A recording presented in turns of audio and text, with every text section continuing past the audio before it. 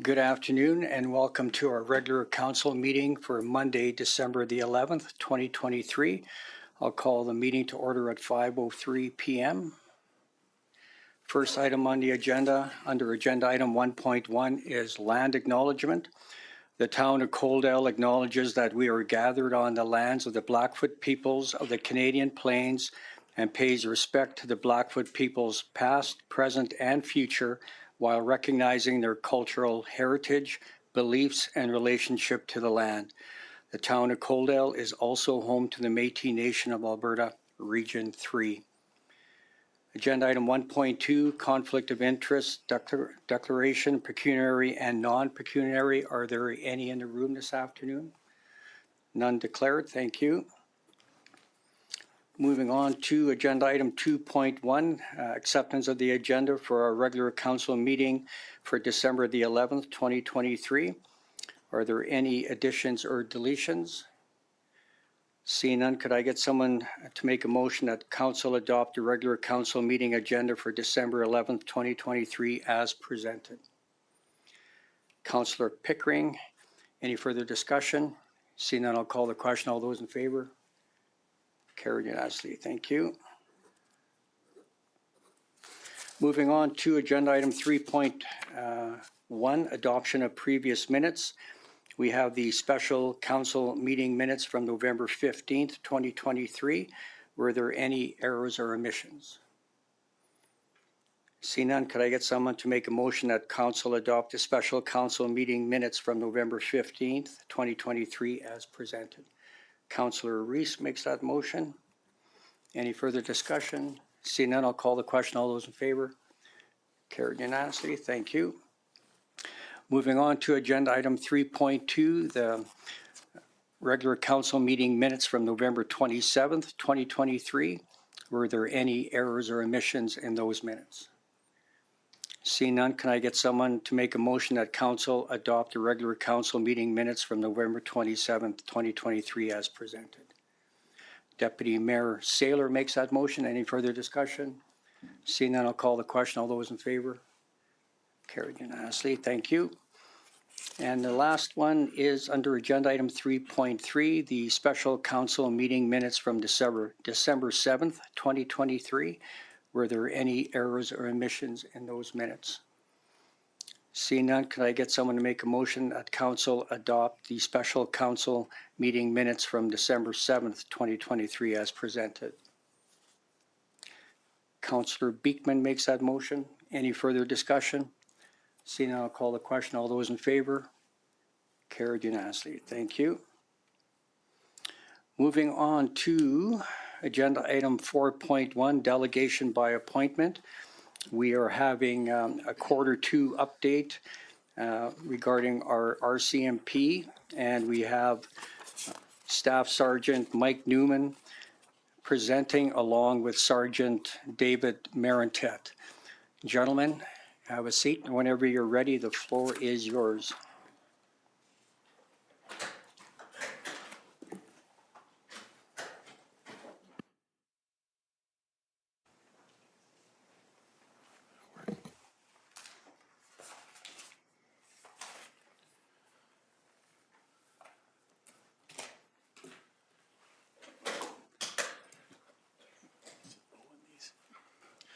Good evening, Your Worship, Council, members of Coaldale staff, and members of the public that are here today.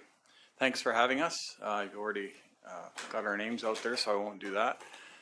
I just wanted to start off by noting that today will be Sergeant Dave Marentette's last meeting with us in Coaldale. He is moving on in his career to Beaumont, so I just wanted to recognize him for his 5+ years of service to this community. Yes, we'll cover off, you would have got presented some stats that were sent earlier. I believe you would have had a copy of those. These are for Q2, and they are from July to September of 2023. What you see on the screen are basically a comparison for the last 5 years of that same period. Overall, when we reviewed these statistics, not a huge increase in anything.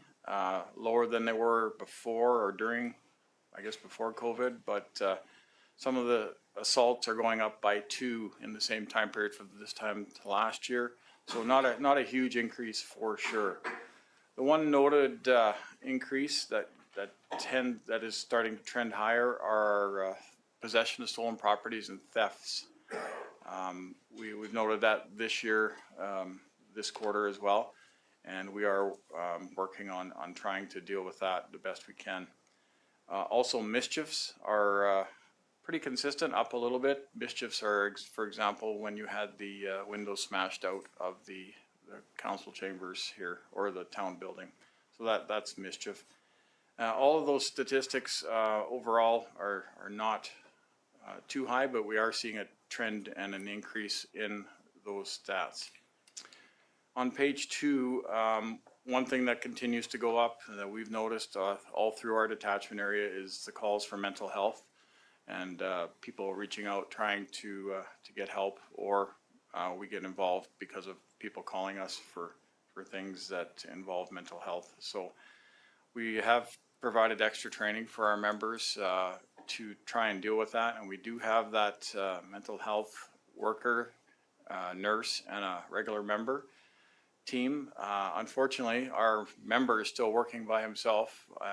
Alberta Health has still not come through with their commitment to provide that nurse for our member. So that is a little bit frustrating for sure, but he still does what he can and helps the members all through the southern part of this province with those types of calls.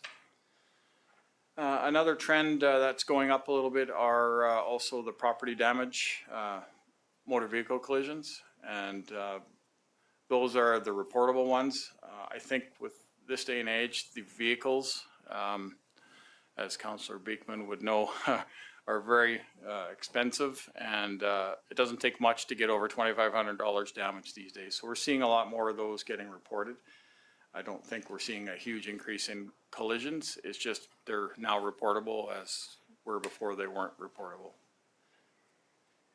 And hopefully our messaging is getting across when it comes to people calling in the police for anything they see, suspicious vehicles, persons, property. We are seeing an increase in calls for that, so that's good. Then our members can go in and check out that call for service, and and try and you never know what they come across for sure as a result of those people calling in.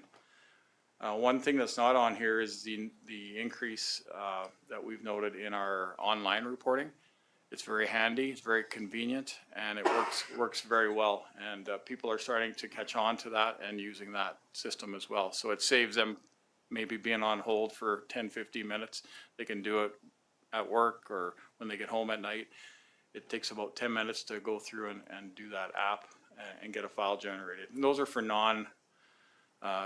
offenses that are happening or have already happened that are not persons crimes, so minor property, those types of things.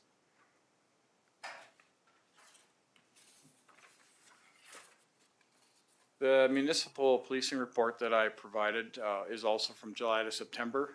Just for the town of Coaldale, we had 13 events where we took part in some sort of a community connection or meetings with mayor and council or some of your town staff. And those are all detailed in the report that I provided. I won't go through all of them. I did want to note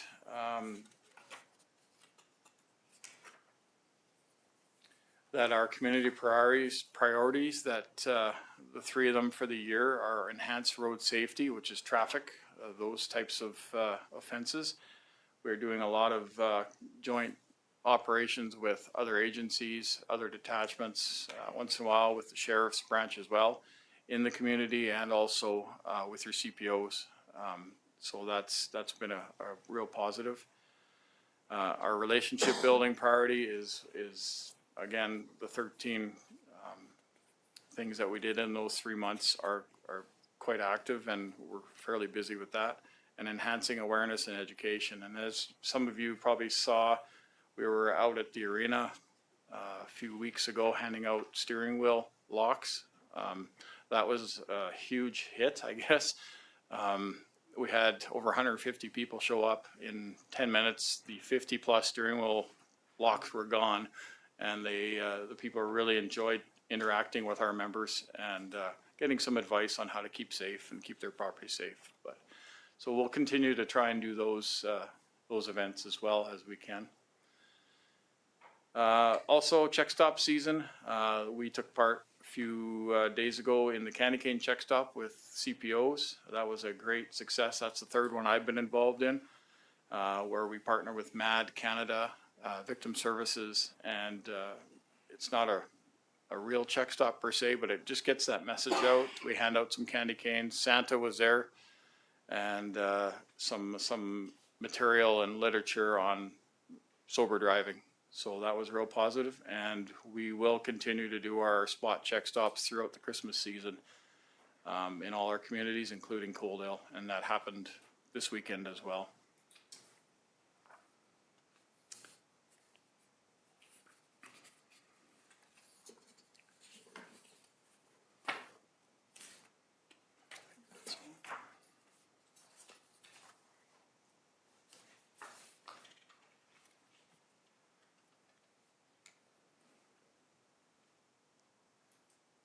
And I would be happy to answer any questions from Mayor and Council at this time on this portion of my presentation. Thank you, Staff Sergeant. I'll open it up to members of council. Councillor Beekman has a question. Yeah, thank you, Mayor. Question or comment and question, actually, if I could. Thank you for your presentation. The steering lock program, just more of a comment on that. I deal with stolen trucks weekly, so you know, we can never combat it right head on, but the fact that you took that initiative and kind of tried to find a different method of trying to curb the thefts, hats off. There was a lot of talk about it in our industry in Lethbridge, so a good program, and I'd like to see if that continues on a little bit more. In regards to the part about mental health, it sounded like, and I just want you to clarify, that are you finding people reaching out for themselves for mental health resources, and is that an option for somebody struggling with mental health to reach out? Oh, for sure. We partner with a lot of agencies who deal with mental health specifically. I mean, we're very basic trained in how to deal with that. Oftentimes we get called when there's a crisis, whether that's somebody who's got a real mental illness or one that's induced with alcohol, drugs, those types of things. So I'd say it's mixed. And if I think, Dave, as far as people reaching out themselves, or a lot of times it's family members, friends, or I got this text from my friend, they're talking about this or suicide. So we end up dealing with a lot of those types of calls where we have to actually go and do some digging and investigating and find out where this person is. Sometimes those can last for a full day by the time we track them down. There are mental health support numbers that people can call, and oftentimes we will get calls from that group as well, saying that they've been speaking with somebody who's thinking of harming themselves. So we will start an investigation that way. That's good to know leading up to holidays, so thank you for that. Yeah. Dave, best of luck. You bet. I'll open it up once again to members of council. Any questions? Councillor Chapman. Thank you, Mayor, and through to the Staff Sergeant and Sergeant, and thank you, Sergeant Marentette, for your service to Coaldale, and best wishes to you on your new endeavors. My question to Staff Sergeant I have several actually. Number one, on your stats that you presented here, would some of those stats be related or part of a collection of stats from our community policing department, or are they your own? So the stats that I was referring to, they come from our, I guess, be the analytics department in K Division. So every file that we take, we code a special way, whether it happens in the town of Coaldale, in the rural, or in a different community. So they only can take the information that's coded right. So that's part of the supervisor's issue and concern, and Dave's concern is to make sure our files are scored properly. So to answer your question, there are stats, but they're provided to us, like every other community by, we have a special section in Edmonton that compiles these reports for us. And they would not encompass the community peace officer activities at all. It's all based on our PROS database, which is the police database. So it doesn't include any of the CBO activities. Okay, that answers more my question about the connection if those are related or unrelated. I'm sure that if our community police officers were to submit some information or data or part of a process, that would probably become your file at the end then as well, or your data. That's right, and then it would be captured. So like even in some cases with municipal bylaws, if the file initially comes into us for like parking complaints and we refer it on to a CPOs, we would still have a file count for it. Oh, I see. So it'd be the reverse too, if you were acting, but then pass it back. Correct. Okay, good. I made a note of some of that through your municipal bylaws, traffic, and municipal bylaws. Period. My other questions with regards to victim services, if you might be able to highlight a little bit about victim services and that role. I'm sure that it's doing well, but for our general public outside of the room here, they might be interested to learn more. Yeah, for sure. So our victim services unit, as I've mentioned before, sorry. Your microphone wasn't on, but go ahead now. It's showing red, so, okay. Our victim services unit, as we had discussed before, they're transitioning and to a regional system through their own, it's like almost a company base where they have regional directors. So it's going to be different. It's not run by the R.C.M.P. It's not run by any police force. It's a provincial government initiative. So right now, I can tell you that our victim services is still running, thriving. They're very involved with us and the surrounding areas that they're responsible for. I do know that they are a little bit short on volunteers, victim service advocates, but I think people are hesitant to join now until they find out what this new program is going to look like. They have a lot of work to do yet, to be honest. They have to hire directors, a certain amount of staff before March 31st. I believe April 1st is the date that they're taking over. So, or these new regions are going to take over. So we haven't been heard much on that, but as far as local goes, Adonis and her crew are, we interact with them daily at our detachment, and it's handy because they're right in our building. So they're doing well. They're just as not concerned, but they're just as a much wonder of what's going to happen next as we are. So kind of see how that unfolds in the next 6 months. Very good. Appreciate your advocacy on that. A final question to you, Staff Sergeant, with regards to a couple of items here that I'm encouraging our community police officers to take on again, as we used to have it before, and that are spring RV checks and bike rodeos and that. And I would just encourage you to, if you have the time to participate or be a part of it, if Mark Anderson is able to get that up and running.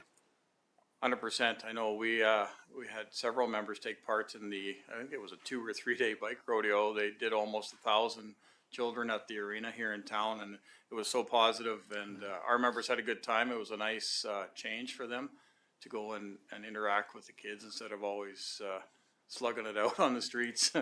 So we will certainly be involved, and Mark is very, very good at keeping in contact. We meet regularly, and he always is offering up opportunities to take part in any kind of check stops, candy cane check stops for bike rodeos. So we'll continue to do that for sure. Thank you. Open it up to council again. Any further questions, comments? I have a question for you, Staff Sergeant. So we're in the process of budget deliberations, and we're still looking at acquiring a 10th member as per your request. And our understanding is that your hope is to get a plain clothes member. And if you could maybe just help us, if you could explain what that position would entail. Absolutely, Your Worship. I was aware that there were questions maybe coming surrounding the 10th member. So I did come prepared to talk about the sheriffs and what they can offer as well. So I will offer that up after if that's of interest to Mayor and Council. But to answer your question about a plainclothes unit, this is with the joint detachment with Picture Butte, Coaldale Municipal and Coaldale Rural, we have 22 officers. We're a big enough area and we're busy enough that I feel that we would greatly benefit from a 2-person plainclothes section. One of those positions would be paid for by the town or used from the town. The other would be from one of the provincial positions that is also in my detachment. So it would be a combined unit. In my experience and speaking with Sergeant Marentette, a single person unit is less productive, harder to do surveillance, harder to do those police techniques that we carry on a day-to-day basis. If there's 2 of them, they can take a file and they can run with it. And if it takes a week, it takes a week. Our members now on general duty don't have that luxury to take a week to do a file or really dig their teeth into it. They're going from call to call to call, trying to catch up on their investigations and maintain all their investigations, whereas a general section, a plainclothes section would be able to focus on serious crimes that are happening in this community, focus on property crime, the drug trafficking, all those things that are related to the very basics of people stealing from our cars that are unlocked or not unlocked sometimes. It all starts because they need to provide themselves cash to supply their habits. So I've been involved with many plainclothes sections. My previous post here in Panoka, we had a 2-person, it's called GIS, General Investigative Section. That is a very useful tool to deal with crime and focus on investigations. And I know Dave is a big proponent of that as well. Thank you. So then you brought up sheriffs. You want to expand on that as well? Yes, I do know that there was on November 15th, I believe the Herald and CBC ran an article about Lethbridge getting 6 new sheriff positions. And I understand there may be some questions as if we could use the sheriffs in this municipality. So I just wanted to go into a little bit of detail about what the sheriffs, I'm not a sheriff, I don't work for the Alberta government, but we do work with them. And I have quite a bit of experience with working with the sheriffs. I did a little research. They have 5 types of sheriffs in this province. The law courts and the legislature, so they do all the security at all our courts. They haul prisoners back and forth, and they do the legislature security and our premier detail, security detail. Communications, so they would do their dispatching for their own sheriffs and checking on them to make sure they're safe. Surveillance, which is the one that I will speak to a little more in a bit here. That's our scan teams, where they do specifically surveillance on criminal activity. Traffic enforcement, which includes traffic, commercial vehicle traffic, anything traffic related, and then fish and wildlife officers. So that's their 5 main branches. They do not go to calls for service. They don't respond to calls unless we ask them to come help for backup, those types of things. They're strictly based out of those 5 areas. The scan team, however, we have used quite a bit in the past in this community and another community in our detachment area, very successfully. I know Dave is a big proponent of scan, and he's done some presentations on the scan team and what they can offer and how they work with us to deal with problem houses, problem people that are frequenting different houses, mostly rental properties, those types of things. So I do know that the sheriffs in Lethbridge is a brand new team. It's a scan team of 6 members. Before, when we called the scan team, they were in Calgary. As you can imagine, that's a huge area for them to go, Calgary South. I know that I think they went to 356 calls for service just in the Lethbridge area alone from Calgary. So they were way overworked. So the province has put a scan team in Lethbridge that will go from Vulcan to the north and then all three borders. That's going to be their area. And then they will rely on us and members of the public to feed them information as far as what priorities they should have, what house needs to be surveilled or what have you.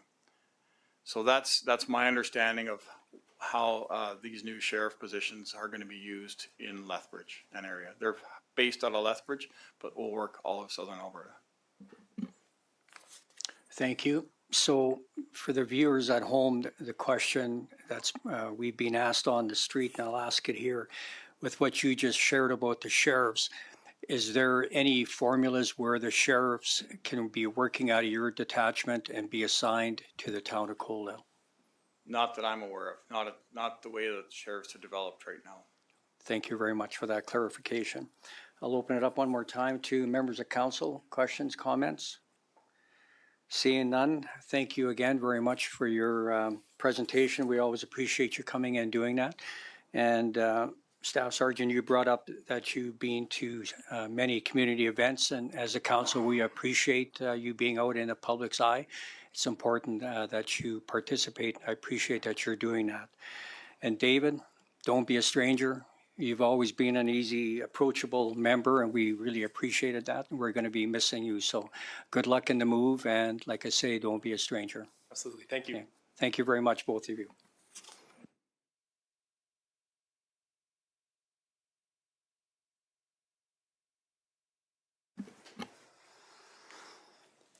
Moving on to a business arising from the minutes, agenda item 6.1. We have the Scouts book box, and we have Cameron Mills, our Director of Government Relations, presenting, and we also have in attendance 3rd Coaldale Scout leaders, Sam Morris and Wayne Etches. And I would ask for Sam and Wayne to both come up. And if there's a question for one of the Scout leaders, just a reminder, you have to turn your microphone in when you want to talk. So Cameron, whenever you're ready, if you want to revisit this for us.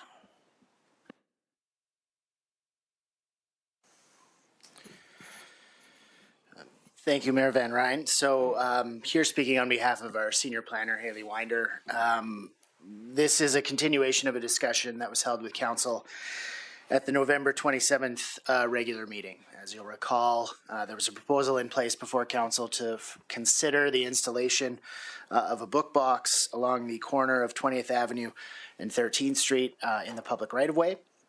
And there was some discussion about whether or not that was an appropriate location.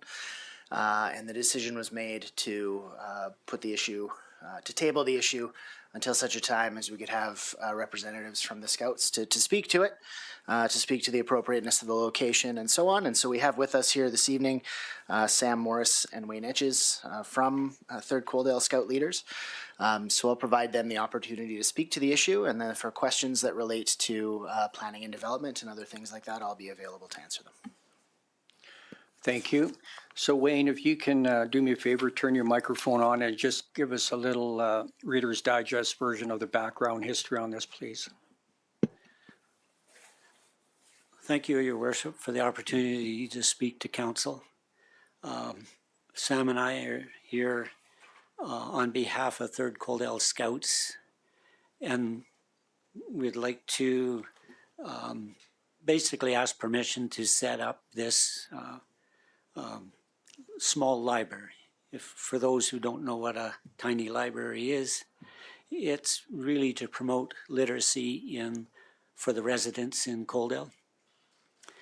It gives an opportunity for those who can't afford to buy books to get books that they can't afford to buy for free, and provide, if they have books of their own that they've read and want to return for a second use, they leave them behind in the library. The library itself has a special significance for scouting. We lost a young scouter a year or so back to a tragic accident, and we'd like to place this in memory of that young youth. The position or the location of the library that we were suggesting is we're trying to find the greatest traffic area in town. And we figured that by the community center, there's activity going on in the arena, there's activity going on in the community center, and that would be a center that most people would have access to. It would also provide probably visibility for this. The concern was for vandalism. And we've figured that that would be probably the least area to be vandalized than, say, putting it in a more remote area. The hub was one area that was suggested, and we figured that would be less visible than in the community center. I guess if the community center is one area that gets vandalized, I guess we can reconsider that. The location of it isn't as significant as the fact that we'd like to get it up in memory of this youth. If we could get the community center area approval, that would be great. If we can't, we'd like another suitable area that we think has the traffic that would utilize this small library. Thank you, Wayne. So just before I open it up to council for questions or comments, looking at the staff report, it's 26 inches wide and 31 inches deep. So one concern that comes up for myself, that's quite a large box to only have on one post. So Do we have two posts? pardon me, We have two posts? was it planning to go with 2 posts? Well, it would work better with two. Okay, exactly. And then the other comment that came up in your absence last time was the free pantry by the FCSS. That one has been vandalized several times, and I agree, maybe the location where it is compared to where this one is going to go. It's right by a pathway. This one will be by a sidewalk.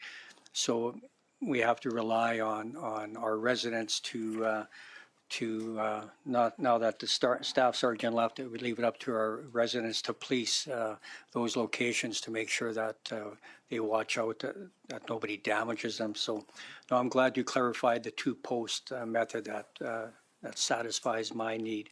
I'll open it up to members of council now. Any questions, concerns? Councillor Chapman. Thank you, Mayor, and through to Wayne and Sam. Thank you so much for coming back again and making this presentation to us. As a matter of interest to council and to our listeners, I'm also on the board for the FCSS. And so last Wednesday at our regular board meeting, I did bring it up about the fact that there's been concerns about some of the effects of people passing by and damaging the little pantry that's set up by the hub. So at this point in time, the administration for FCSS will be looking after any damages or repairs or anything like that, or things that get scattered on the ground, just to keep things really nice and clean and clear. So they're aware of the situation there, and so that's their answer to the location, but maintaining it so that it continues to be a very presentable item to the community. So I guess in my opinion that would be the same case with 3rd Coaldale Scouts, that you would probably be responsible, I guess is the word, to ensure that it's maintained and clean and any repairs that need to be done to it, that you would look after that. Yes, we're prepared to maintain it as well as we can, depending on the amount of vandalism, I guess, if there is any. I think maintenance shouldn't be a huge issue, but like I say, if it is vandalized, we would do that. Now, why we liked the location that we've got is our scout hall is located just around within the same parking lot. So for every meeting that we show up, we could visually look at it and deal with it. Okay? And so you would meet every weekly, is that right? We meet every Monday. Okay. Okay, so we would have an opportunity to, inspect it and make sure that it is maintained. And obviously, if you're driving by at any other point in time, you might make a note of it and ensure that things get Oh, yes. responded to. Yeah, Okay. thank you. Councillor Reese has a question. Thank you, Mayor Van Rijn, through to Wayne and Sam. My question is that, are you going to put a plaque in memory of the youth that lost his or her life on the book We will box? get a plaque to put on it. Yeah? Okay, thank you. And just something that you mentioned when Councillor Chapman brought up when you're driving by, I noticed that this particular unit doesn't have a plexiglass, so you can see if there's any books or anything in it.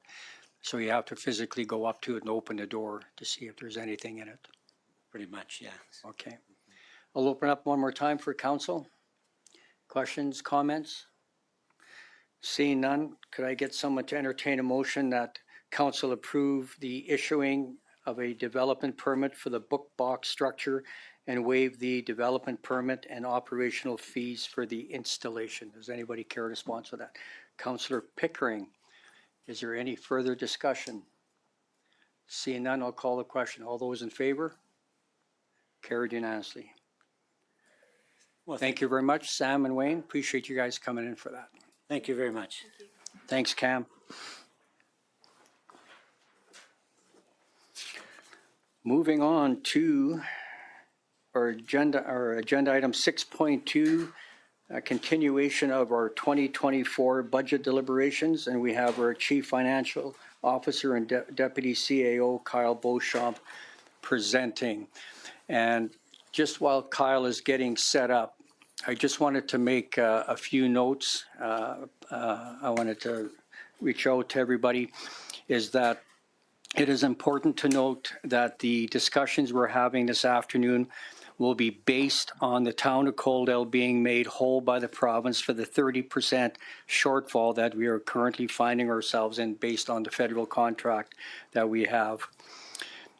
If we do not receive the funding by February, March, although we've been told we would hear something by the end of this year, we will still have time to revisit the budget prior to setting the mill rate no later than the first meeting in May. And as per the MGA, we need to have a 3-year operating budget in place and a 5-year capital budget in place. So with that being said, Kyle, if you want to explain how you're hoping this is going to go tonight. Yeah, thanks and good evening. And yeah, you kind of hit that properly. So we do have to pass a operating budget and a capital budget tonight. So you have two options. One is to pass the final budgets for both of those tonight. Should council feel like they have all the information required. Second is to pass an interim budget. So that budget would start January 1st. But again, we would basically start budget deliberations or continue budget deliberations in the new year up to which point council formally finalizes the budgets operating and capital. So essentially, we do need something approved tonight in accordance with the MGA. It's just a matter of fact if we're done tonight or if we want to continue deliberations to the new year.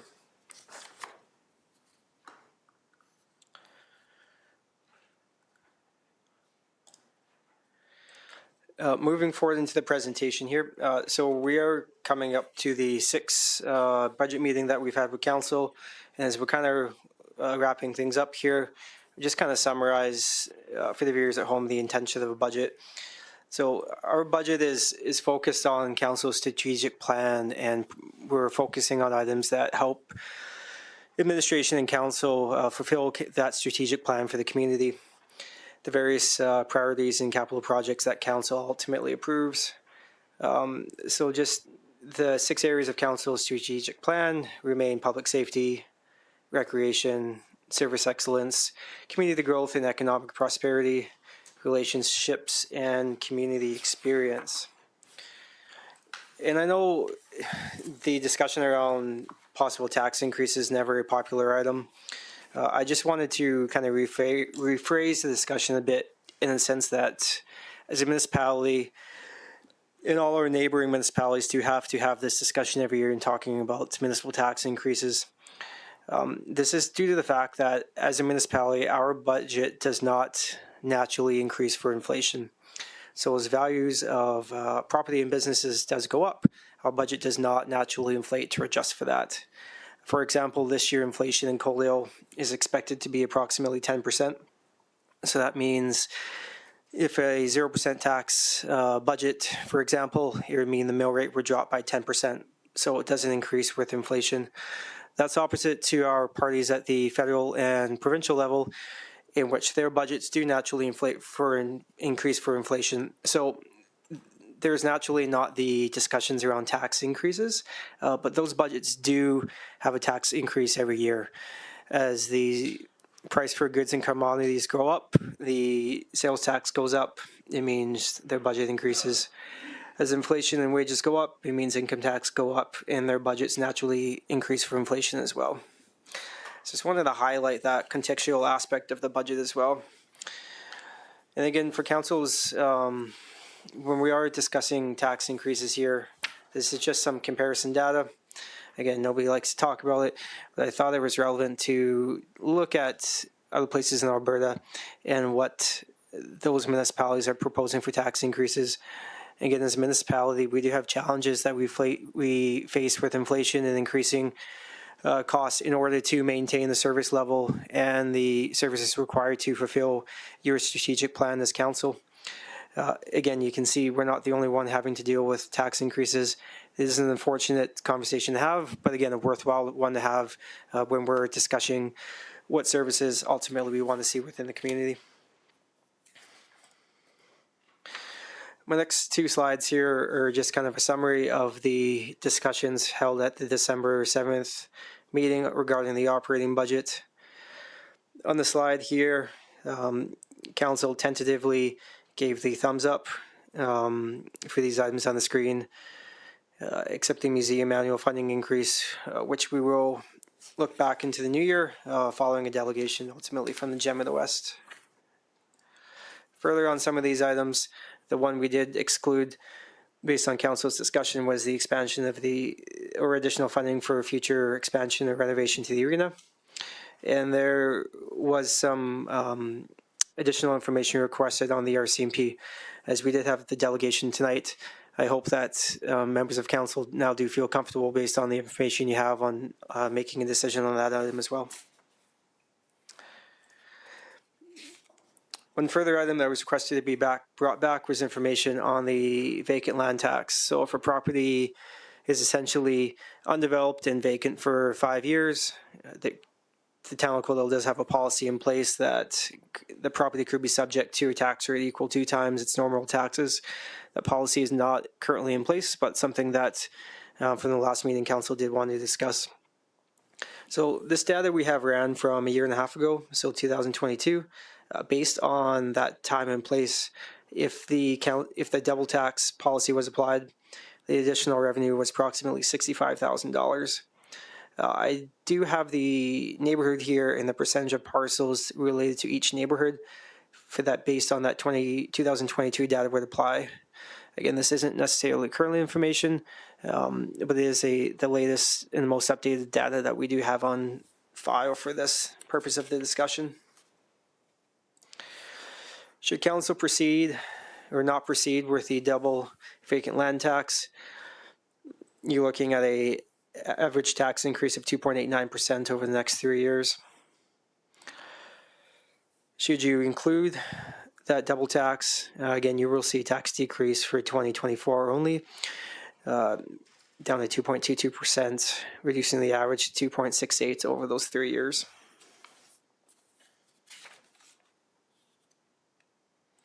And essentially the next two slides here are just to summarize what the financial implications on a monthly basis would be on average for all the revenue streams we are proposing.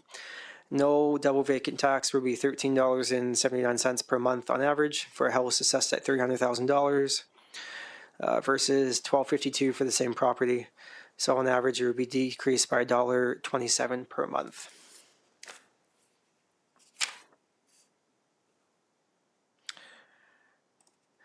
one of the items that we did discuss with council last year as part of budget deliberations. So we just wanted to add it for council's consideration. Oh, I jumped ahead. So here's just a summary of that data here. So 2.89% versus 2.22% for the double tax versus non-double tax. So the next part of the slides relate to the capital budget. So I will Kyle, pause there. I'm just going to stop you there. I want to deal with the operations side of it first. Yep. And then we can move on to capital. So based on our discussion at our last special council meeting, as our CFO has alluded to, we did a bit of a straw vote where we stood on each one of these items. And I said at that time that wasn't written in stone, and we would revisit it at today's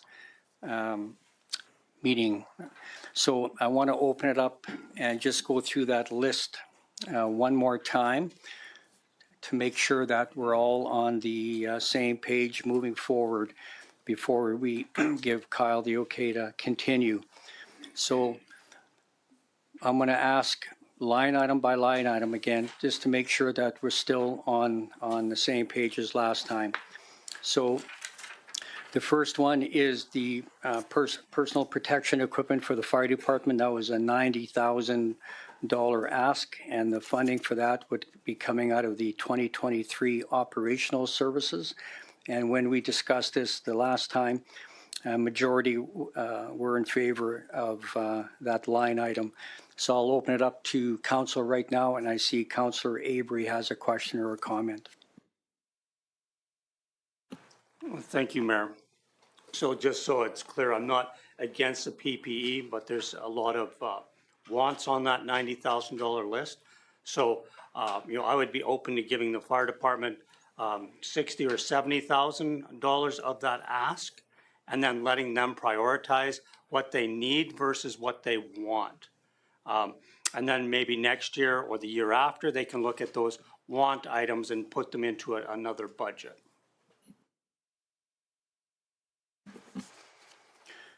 Any other questions, comments?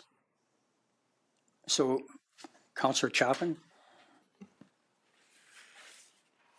Thank you, Mayor, and through to council. Just thinking about that item particularly, I'm in favor of the amount and the fact that our fire chief gave us quite a robust presentation on the needs, and if I didn't see any wants particularly in there, but I think what he did ensure was that there was a very clear indication of costs, and I think he was clear to understand that picking the middle of the road is possibly the best way to handle the cost of purchasing of each of these items. Thank you. And just while you were speaking there, and our CFO alluded this at the beginning of his presentation too, and as part of your PowerPoint. So I'm just going to read it out and this is what we agreed to during strat planning, and it's under the pillar of public safety, that we demonstrate our pride and commitment to our dedicated fire and emergency services department by providing them the resources to maintain elite status. And elite not being they want to be the show off on the block. Elite meaning that we have a top-notch fire department, which that we all know we have and that we all love. So it's important that we maintain that. And with that being said, there's a $90,000 ask. So is there anybody against that? Councillor Beekman, Councillor Avery. That one is carried. And Councillor Pickering. So again, Councillor Beekman, Councillor Pickering, Councillor Avery against, that one is carried.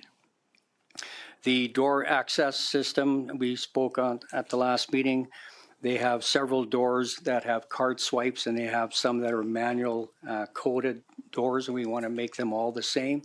Is there anybody against that $25,000 ask that's coming out of 2023 operational surplus? Thank you. The photo radar bylaw operator. That was a $35,000 ask. Is there anybody against that one? That one's carried. The Alberta Advantage Immigration Program, is there anybody against that one? That one's carried. The Community Services position, anybody against that one? That one is carried. The Utility Operator for 2025, that's a $52,000 ask. Anybody against that one? Councillor Avery has a question. And just for clarity, Kyle, that position is coming out of the utilities increase, not the property tax increase. So even if there wasn't a property tax increase, that position would still be a position that the town would get. Correct. So this is funded directly from utilities. So the utility rate increase is covering the cost of this, not taxes. I'll ask the question again. Is there anybody not in favor of the utility operator? That one is carried. As our CFO stated, the museum annual funding increase, we'll revisit that in the new year. And then we had the resourcing proposal. Anybody against that one? That one is carried. The replacement of the financial management software for $200,000, and that'll be coming out of the 2023 operational surplus and technology reserve, and it'll be dependent on the actual 2023 operating surplus amount. Councillor Avery has a question. Yeah, thank you again, Mayor. And just clarity once again, Kyle. So with this new program, I believe the licensing fee was $65,000, and then the old one is $35,000. So the next 2 years, we're going to have to pay $100,000 for licensing fees. Is that correct? So the current software we're using is approximately $65,000 a year. We don't know which program we're going to go to, but we do know that whichever program we do choose, we expect that the annual fee will increase. So we have tentatively budgeted that to go up to $100,000. Over the last couple of years, as we've grown, we're doing more in infrastructure, asset management, planning, finance, budgeting. This also serves as an opportunity for us to perhaps pick a better software that we can somewhat consolidate some items together. Instead of paying for 5 vendors, maybe we're only paying for 3, and we can save some costs down that way as well. So we will explore that as well. I don't see any more questions, so we'll move forward. The road rehab program, again, these are all based on the 70-30 cost sharing agreement that we are made whole, and we will regain that 30% from the policing contract. So is there anybody against the road rehab program? We're going to skip 2024, and then 2025 and 2026 we're going to contribute to it. Is there anybody against that one? That one is carried. The arena expansion reserve, I just wanted to revisit that one for a moment. I'm glad we have somebody in the gallery today from the Waves and Blades working group. And I just wanted to back up to, I believe it was 2016 when council, and I was on council at that time, when it was decided to set aside $1 million for a future rec center. And I remember Councillor Avery making that motion, and it was ultimately approved. And back then, with my first term on council, I was against that ask of putting aside $1 million because my reasoning was we didn't have a plan for it. We were just going to set the money aside. I'm glad that I was outvoted and it moved ahead because now we have a showcase rec center that's attached to the new high school.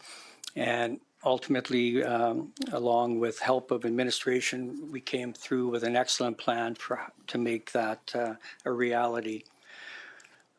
When it comes to the Waves and Blades, I just wanted to give you a little bit of background. So the Sportsplex Innovation Working Group was formed on February 24th, 2020. And the Town of Coaldale Council, by way of motion, approved the formation of the Arena Enhancement Working Group and a terms of reference for the same. And the members of the original group included one public member at large, 2 figure skating reps, 2 Copperheads reps, 2 Coaldale Minor Hockey Association reps, a men's league rep as they are able to attend, R.A. Baker Hockey Academy, Kate Andrews Hockey Academy, and at a regular council meeting of November 18th, 2020, this group discussed the need to incorporate the aquatics or the pool component. And this idea was presented to Town Council on January 18th of 2021, and Council supported the recommendation to change the name to the Waves and Blades Working Group. At the May 5th, 2021 meeting, the following structure was suggested and adopted. Representatives from Coaldale Minor Hockey, Coaldale Figure Skating, Coaldale Junior B Hockey, or in other words, the Copperheads, Adult Hockey Representative, the Hockey Academy and School Representative, the Community Arena Representative, Aquatic Representative, and 2 members of Council that currently include myself and Councillor Chapman. And from their terms of reference, I'm going to read their vision statement, that Coaldale's Arena, upgraded substantially in 2022, is a thoughtfully designed blend of old and new by providing 2 sheets of ice and ample room for users and spectators, where the addition of amenities and new features can occur over time to ensure the facility meets the needs of the community now and in the future. So now we fast forward to December the 11th, 2023, and we're at a stalemate here because for myself being on that committee and with Wayne being here, I'm almost embarrassed to say that we've made these community representatives come to so many meetings over the last 3 years, and we repeatedly encourage them to come up with a game plan. When this proposal was discussed at our last council meeting, one thing that I should have mentioned is that we're doing like we did back in 2016 when we set aside $1 million. All we're hoping to do now is to set aside $100,000. And that $100,000 are just going to go into a reserve account that's slowly going to build over time. And with that being said, there'll be granting opportunities. Our council and future councils can look at how they can augment that reserve account so that ultimately we can do what I'm going to stop short of saying promise, but when we met with the Waves and Blades in the atrium back on September the 18th, and they presented through, along with Russ Tanner, like they spoke from the heart. And now that we sit here and it troubles me immensely that, we're looking at delaying this 1 year, 2 years, 3 years. The time is now, because this is an opportunity where we can set aside $100,000 that's slowly going to build over time. Because ultimately, by saying no, we're going to pass that on to the future hockey players. And when we met with them on September the 18th, I came out of that meeting feeling very well that this is something that this council wanted to proceed with. So I want to respectfully request that we revisit this one more time. And another note I wanted to mention is that based on the potential tax increase that we're looking at right now, the average for all the surrounding municipalities that Kyle and his team did some homework on, and I'm just going to name them off. Lethbridge, they're looking at 5.1%. Lethbridge County, 5.1%. Old, 6.14%. Panoka, 4.9%. Black Falls, 2.9%. Medicine Hat, 5%. Lacombe, 3.75%. Innisfail, 2.8%. Drumheller, 3%. Edmonton, 6.6%. Calgary, 7.8%. Red Deer, 3.5%. Cochrane, 3%, Airdrie 9.7, Okotoks 4.6, High River 2.2, and St. Albert 4.6. The average of all of those is 4.96%. So if we were to move ahead with putting away $100,000, that would bring us up, and I'll get our CFO to correct my math for me, but we're looking at with no double vacant tax, so without the empty lot tax, we're looking at 3.4% tax increase. That's if we pass everything else. If we do the double vacant lot tax, that brings us down to 2.79. The provincial average with everything I just read off is 4.96. So I appreciate everybody sharpening their pencils and doing the best we can do for our residents. And I firmly believe we are, and we have done. And there's still an opportunity to give the Waves and Blades group some momentum to keep going instead of just shutting them down, even if it's just for a year. So with that being said, I'll open it up for questions or comments to Kyle or myself regarding the second sheet of ice proposal. Councillor Chapman. Thank you, Mayor, for your comments, and I fully support them and applaud you for saying what you've said. And speaking in favor of this reserve, I think it's really important for our community of Coaldale to understand, and thank you, Wayne, for being here tonight, because this arena specifically will be celebrating 50 years in 2024.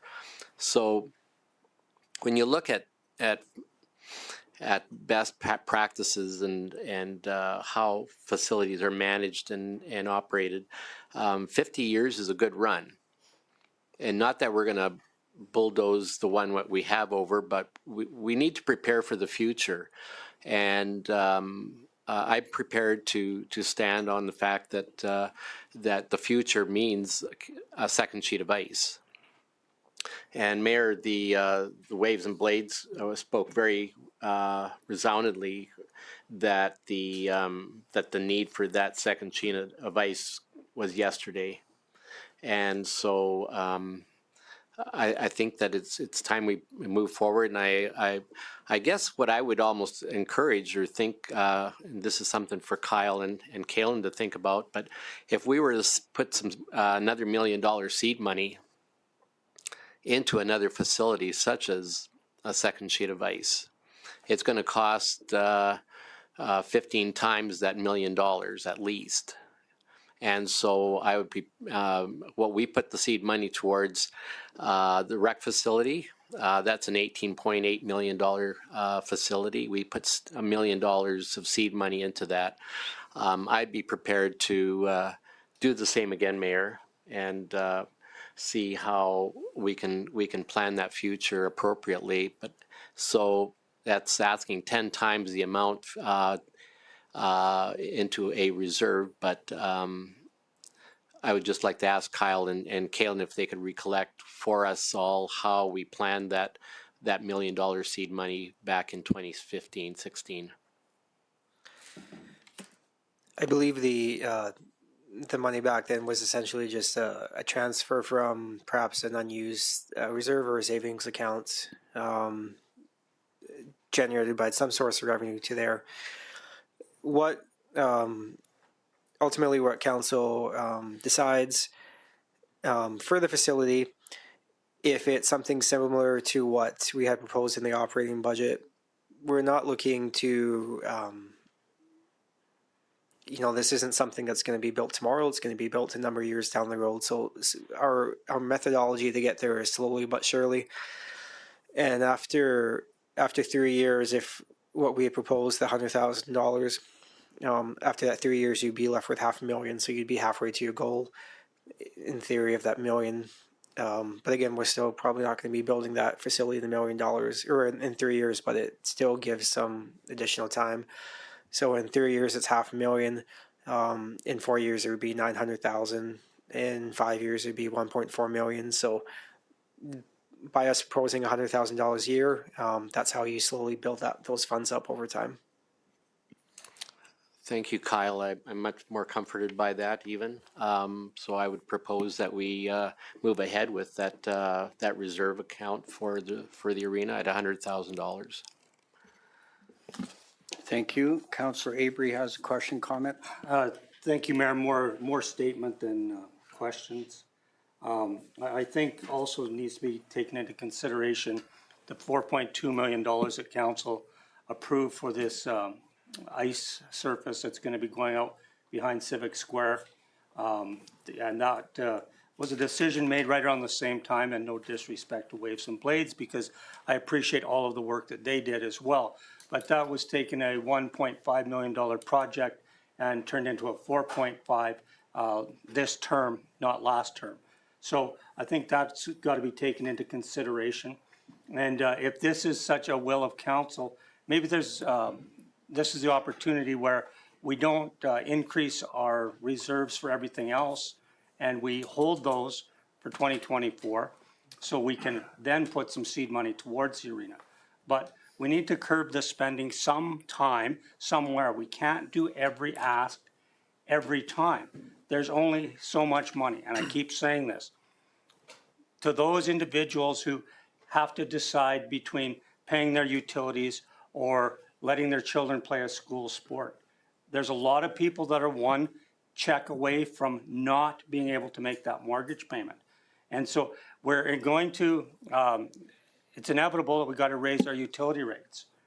That's going to be $300 a year per household, if not more, based on $300,000. I don't know many houses, new houses that are $300,000. Most of them are $500,000 plus. So you can say the utility rates over the next year are going to go up $500 to $600 in those homes. So putting all this seed money away is fine. It's great. We have to plan for the future, but we also have to look at the economic state of today as we're spending.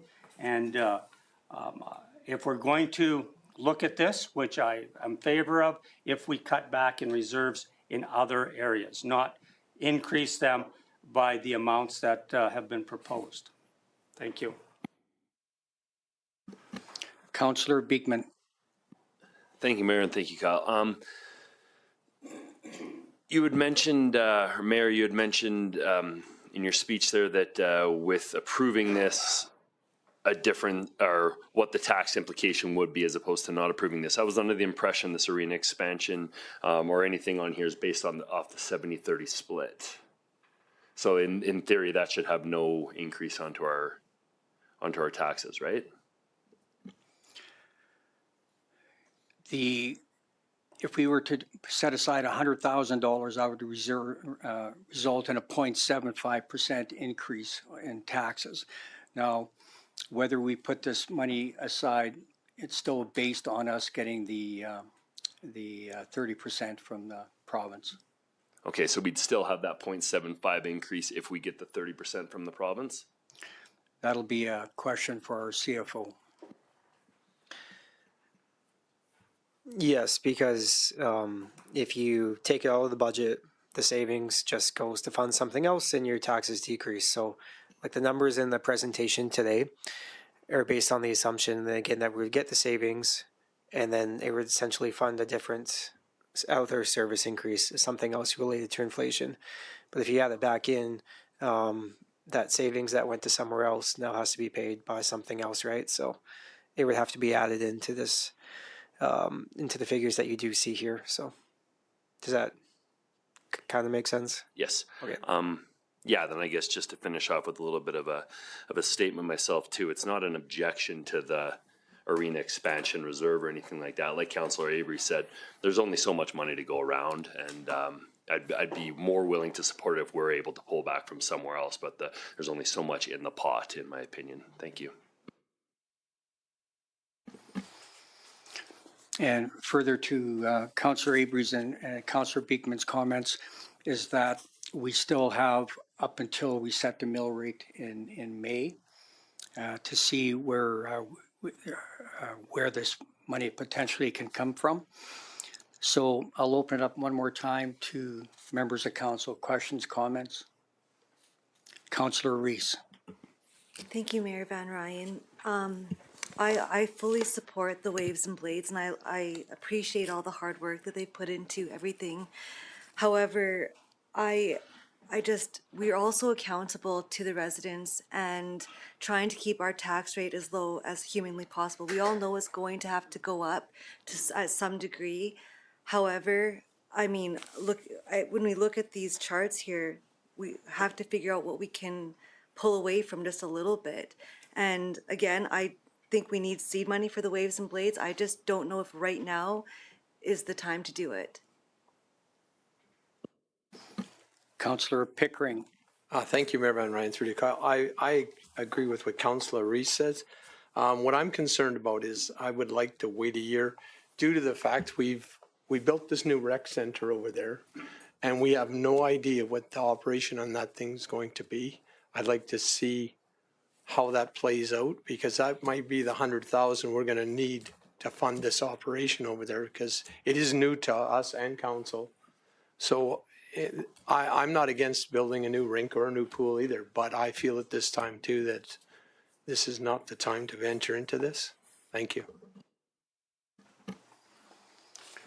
So one other comment I have then as a alternative so that we can show the Waves and Blades that we want to support their initiative and what we previously discussed with them on September 18th as an alternative. We could look at putting away $50,000 in 2024, $75,000 in 2025, and $100,000 in 2026. So an example for if we were to do $50,000 in 2024, that would be a 0.5% increase for residential and a 0.75% for non-residential. So is there, for myself, I would like to go for the 100,000, but I can see that majority is looking at axing the whole idea. Is there any way that we can give some incentive to the Waves and Blades by even doing half that amount, 50,000? Councillor Avery. Thank you, Mayor.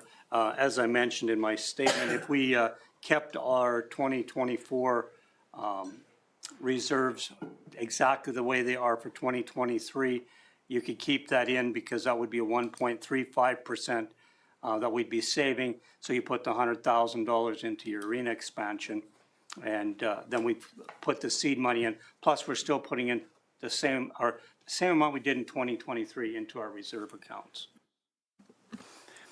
So when you're talking regarding reserves to keep up with capital replacement schedule of our infrastructure assets, we need to put away roughly, and again, our CFO can clarify this, $7.5 million a year into reserves.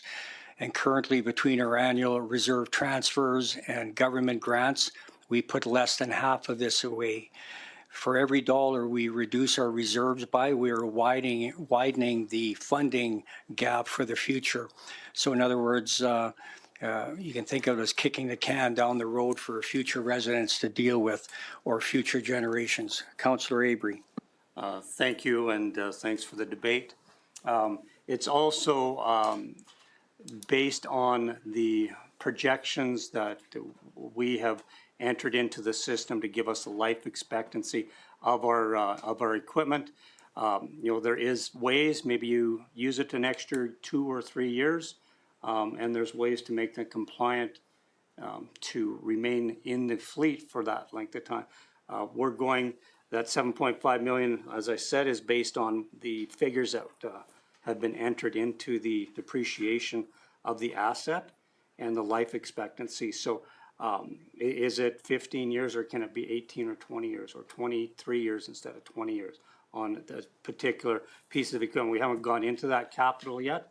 I was just looking for a way to maybe help assist with that arena expansion because the way it sits now, it didn't look like it was going to pass. So I just wanted to throw an option out there that may be an alternative. But if we want to continue the way we are, that's the way I think the vote will go. Thank you.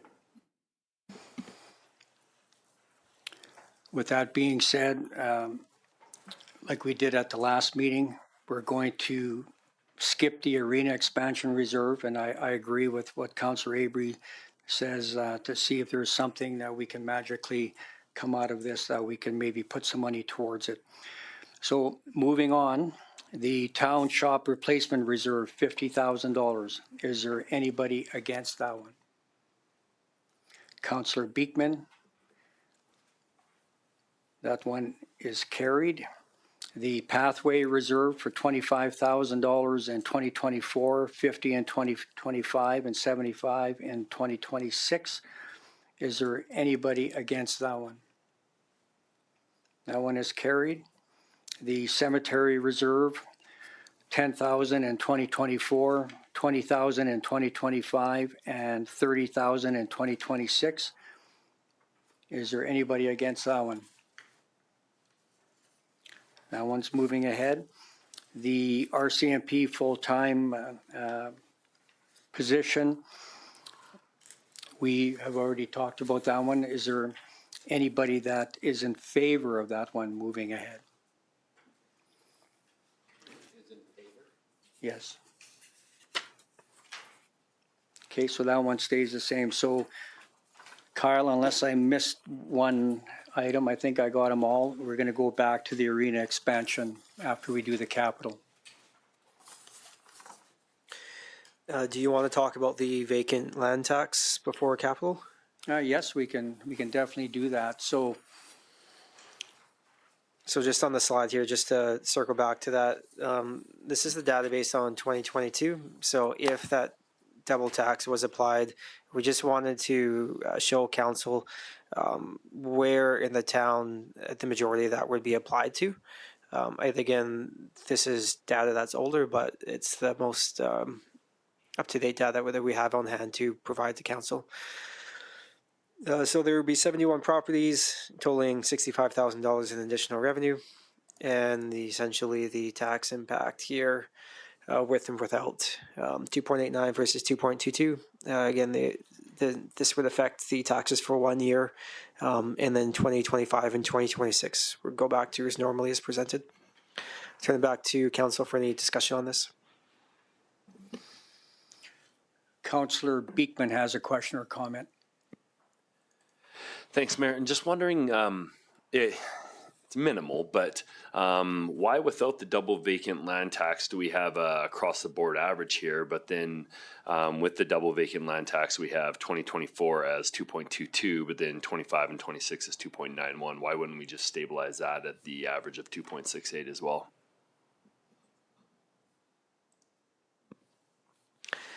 Yeah, so the 2025 and 2026, like it's essentially the same. It's just a rounding difference. But this is the year-over-year increase. So you're not, once you add the money into 2024, we're not asking for anything above and beyond. So those years essentially stay the same. So it's because when you take you're not adding any extra money into 25, right? So you have $100,000 and we're pushing it over to 2025. You're not adding any extra money. You're just reducing the taxes of one area and increasing the taxes in another area. So you're not adding any more money, so it's not going to change the tax rate. If you maintain the tax rate the same and you added the vacant tax, you're adding now more money and you're shifting it forward to next year's. That would reduce the tax rate. But since the funds would essentially stay the same, you're just changing the source. That's why it never changed for future years. Clear as mud. Councillor Pickering has a question. Yeah, thanks, Mayor Van Rijn, through to Kyle. So it says on here it's a vacant tax. Is that now referring to all vacant lots that are in town? Because I noticed you got a $300,000 assessment on a house. The lots I've seen sitting where there's a house on either side, these houses aren't 300,000. So would that be taken into account when they're doing this assessment? So the 300 was just that's not the value of the parcel. That's just the value of last year the average house in Coaldale was 300,000. So these vacant properties on average were approximately about $100,000 in assessed value. So it's just bare land that hasn't been built on for 5 years. There are certain requirements that it has to be zoned within particular standards of the bylaw. The neighboring property, if it is owned, so if you have a vacant lot and the neighboring property is also owned by the same owner, a lot of times those are exempt as well. So those are the three main things that have to trigger to apply for this vacant tax. Okay, thank you. Councillor Chapman has a question. Thank you, Mayor, and I guess you might have answered my first question about the percentage of increase after 2024. So that 25, 26, and going forward, it sort of becomes a new normal for vacant land tax. Is that what you're saying?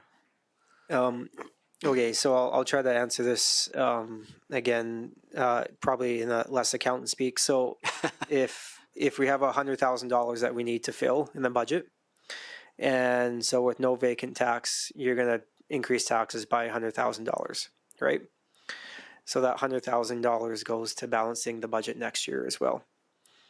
What we've proposed here is if you do add the vacant tax, say it's easy money, 50-50, you have half of it as vacant tax, and you have half of it as tax dollars. So your taxes for the year are going down because now you're only taking 50 grand instead of 100.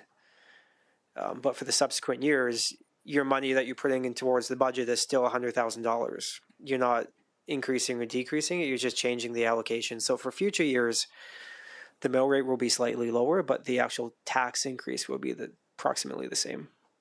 Very good. Thank you for that explanation. That helps me a lot.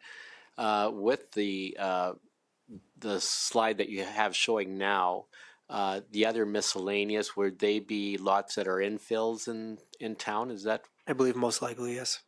And my other question to that same slide is there's no industrial or non-residential lands that would be part of this. Is that right? No, they're exempt under the zoning for the policy. Okay. All right. Thank you. Any further questions, comments?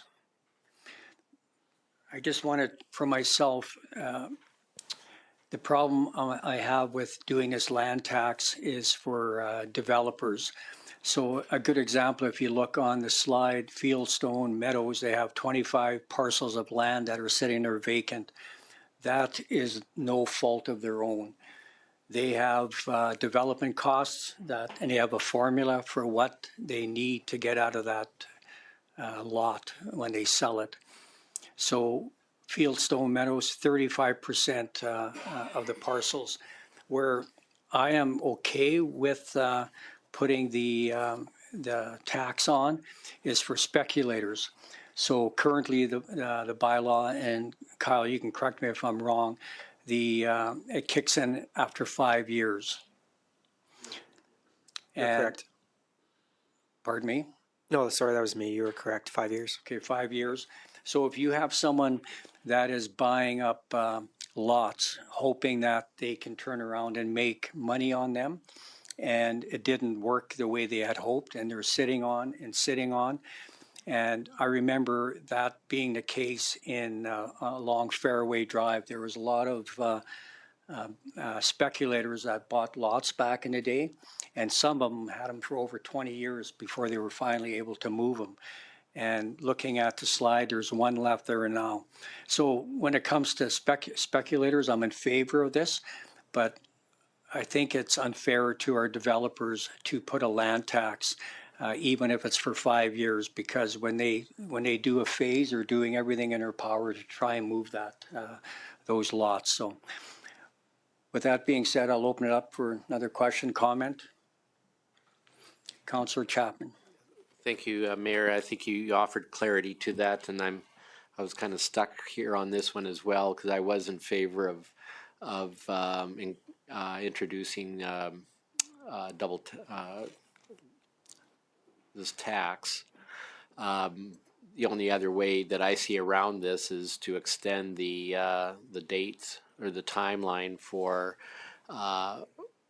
this tax, say, to 7 years instead of 5, or something that's kind of a measurable timeline. So unless there's an appeal or a request to extend, which, and in this case, we're going to see lots of requests for extensions. Councillor Beekman had a question.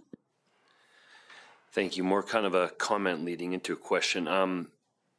I am sympathetic to the developers that bought and they're having issues with building costs and moving and whatnot, and moving the land. But we all kind of take that risk in business. If I build up a stockpile equity of parts in my industry, I've got nobody to bail me out when I'm trying to pay those bills. I still am accountable to my vendors, and I don't have a community coming to bail me out on that. Now, that's smaller scale than this, but we do need to be mindful of that we work for the residents and the taxpayers and not the developers. However, it's important for us to get the developers, to help the developers create more taxpayers. So my question would be, would we be able to implement some sort of an appeal process or more kind of implement this on second owners, like the mayor had said, speculators? So the actual ownership of the property doesn't necessarily change the ruling of the vacant tax. So, for example, if a property is held for 4 years, and then you sell it to somebody else, and they own that property for 2 years and it remains vacant, it doesn't reset the clock.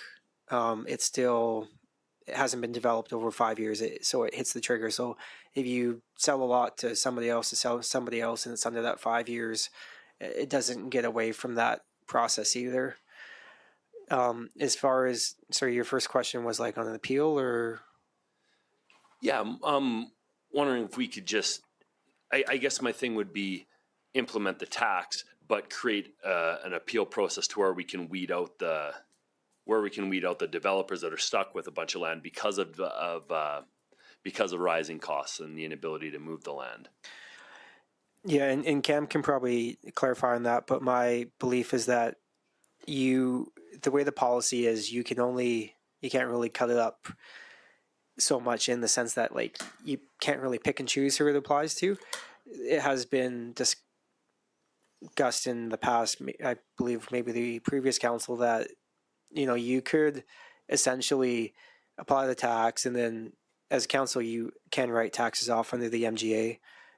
But again, then you're kind of, for lack of a better term, picking favorites on who you're going to write taxes off for or not. So it's not fair across the board in that stance.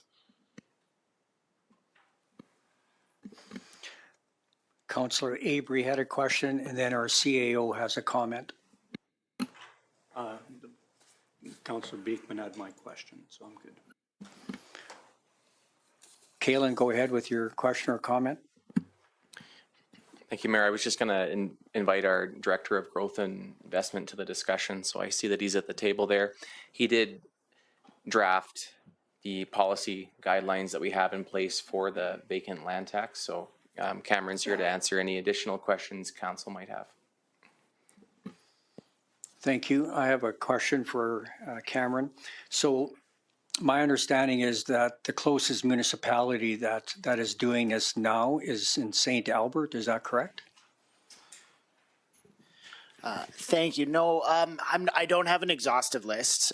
Sort of have to go online and see what you can find. So there's no database where I can pull from. St. Albert was the municipality whose policy we sort of used as the template for the creation of this policy. There is, I believe it's Kalmar has a similar policy in place. And there were 3 or 4 others that I found. So I wouldn't say St. Albert is the closest physically to Coaldale, but it is the way our policy is written and worded is largely derived from the way they had done it. So with that being said, are we going to be taking risk at working with future developers by us in Southern Alberta setting a precedent by doing something like this? Thank you, Mayor Van Rijn. Certainly a possibility. And so one of the challenges when we were discussing this a few years back when the policy was initially provided is that it's something where I think realistically we'd all love for sort of a very sort of surgical and precise instrument to deal with some of the problems that a vacant land tax deals with, and that isn't available to us. What we have is a relatively blunt object, right? So we don't have the ability to pick and choose types of users. We don't have the ability to exclude developers. We either have a vacant land tax that applies after a certain period of time or we do not.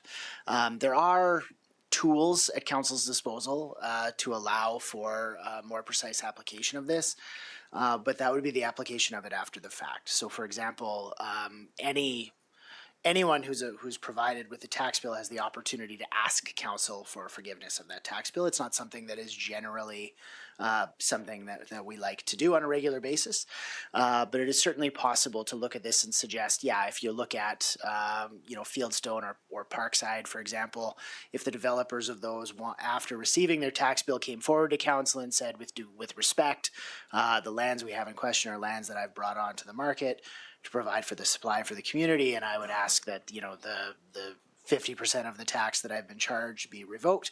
Council has the opportunity to do that. Where the struggle creates there is that what we're talking about, the vacant land tax this evening, is within relation to budget, and so the difficult thing is to budget for those revenues, not knowing whether or not they're coming becomes a bit of a challenge. And if we did pass the vacant land tax based on an assumption of what we were going to receive from it and then later decide to forgive half or more of those parcels on the basis of them still being owned by the original developer, then that would have implications on the budget that we've already passed. So that's where the challenge comes from.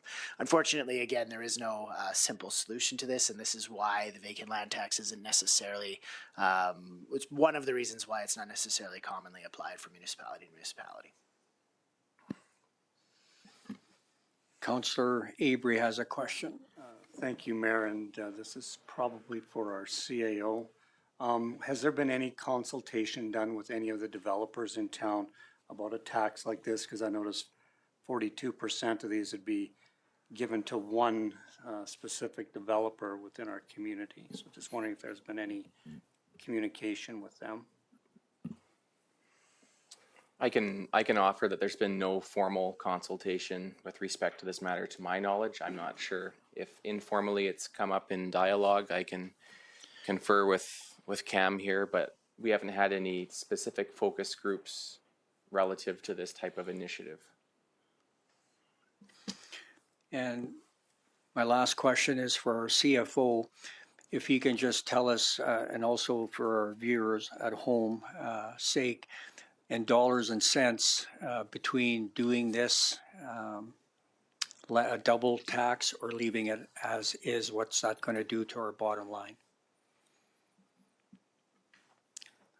Like on the slide that you have with no double tax in 2024, and you have a 2.89%, and if we double the land tax, it'll drop it down to 2.22. Correct. So for the average resident, the tax change is 0.67% for the year. Speaking in dollars, it's again based on a $300,000 house. So for every $100,000 that somebody has in residential assessment, the monthly change is 42 cents a month. So even if that was a $500,000 house,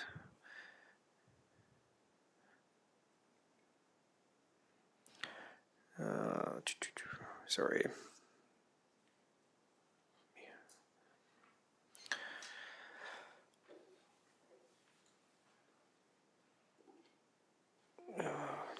Sorry, my math is off.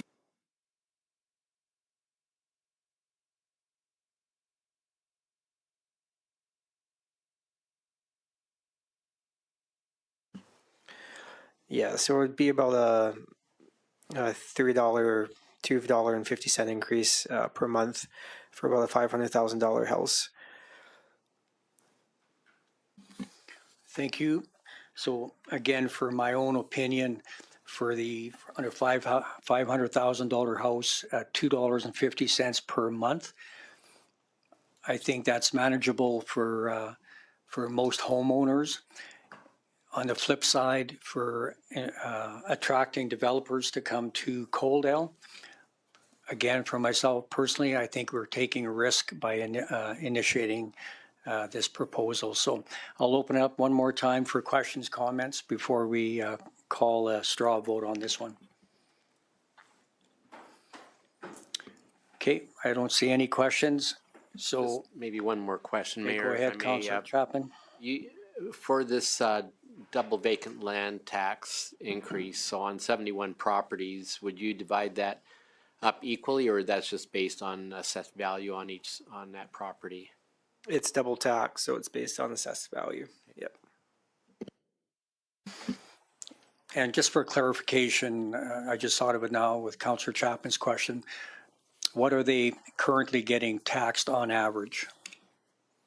Like on assessed value, but when I was looking into this further this morning, like a lot in Cottonwood, for instance, would it be fair to say it'd be approximately $1,000 a year? Yeah, so approximately based on our tax rate, excuse me, right now, $100,000, you're paying about $750 of tax yearly. So Cottonwood, you're going to be over 100,000. So your numbers are fairly accurate. Okay, thank you. So just for clarification around the table, then they're already being taxed on those empty lots. So if this goes through, like it says, it's going to be double that amount. So with that being said, is there anybody in favor of moving ahead with this double land tax? Councillor Beekman? So that one is defeated. Oh, Councillor Reese as well? So that's defeated then. Okay, Kyle, back to you then to carry on with the capital. Thank you, Cameron.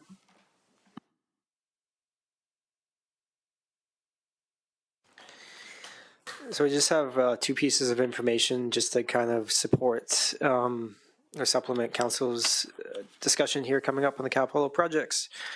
So first on the vehicle and equipment, we pulled some data from our after the previous budget meeting based on the lease versus buy operations of equipment, and we do a lot of comparative analysis here. How do we compare to other municipalities? And so these municipalities were largely pulled from our comparative annual report that we do publish. So what we did was we took the total spending on vehicle and equipment, capitalized vehicle and equipment from 2018 to 2022 for each of these municipalities, and then we did divide it by the dwelling units that they had published.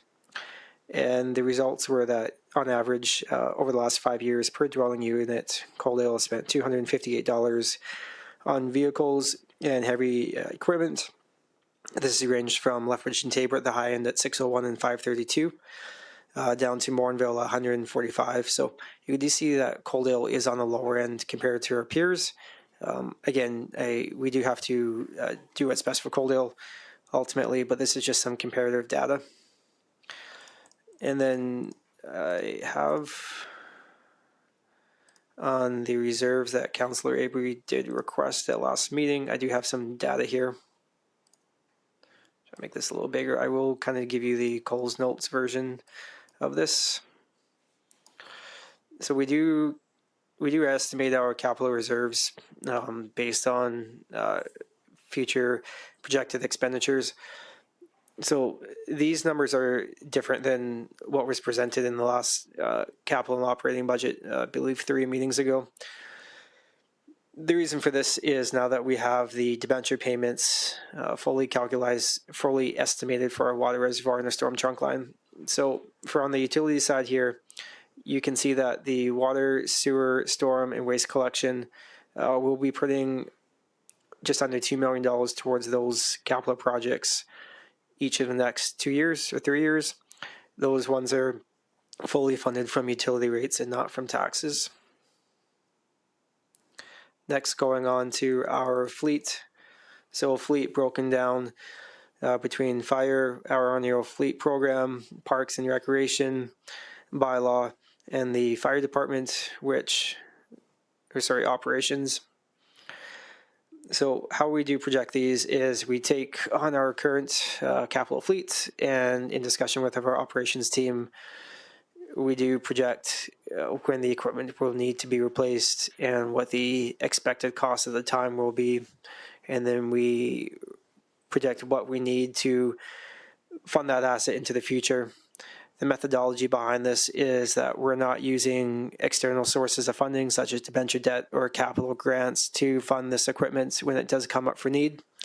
Those sources of funds can be fully allocated to other capital projects.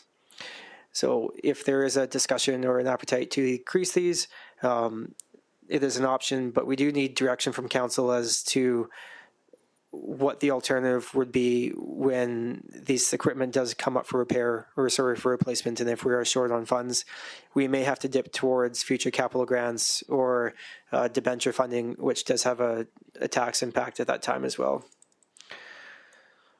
Finally, looking at our buildings and facilities here, as these age and there is more wear and tear coming up, these facility reserves, with the exception of the new shop funding that you do see here, are designed to capture the capital expenditures aside from replacement of the facility. For example, an HVAC unit, a roof replacement, or foundation issues. We had this, for example, with the Gem in the West Museum a couple years ago, in which we put $150,000 to $200,000 into that building. That was funded through this as well. And the other special reserves, we do have our internal loan payment. So this internal loan is to repay part of the Northwest land purchase and debt refinancing that happened in 2017. There's approximately $1.8 million on that loan. When that internal loan is repaid off, that $90,000 can be repurposed elsewhere. Should council want to pay that off sooner, we would need direction on where to redirect funds to pay that internal loan off. We are proposing a mill rate stabilization. As you can see, the average tax increase for the next 3 years as part of the 3-year operating budget was maintained at 2.89%, and this mill rate stabilization would help keep that even. And the road reserve proposed here, this was our capital road reserve from previous years. No changes there. And we have excluded the road maintenance rehab program that we discussed as part of the operating budget, because those funds are going to be contributed to specific capital programs such as the sanitary trunk line in 2025, as well as road rehab programs starting in 2026. So those funds wouldn't be staying in reserves, rather they would end up fully being expensed as part of the operating budget.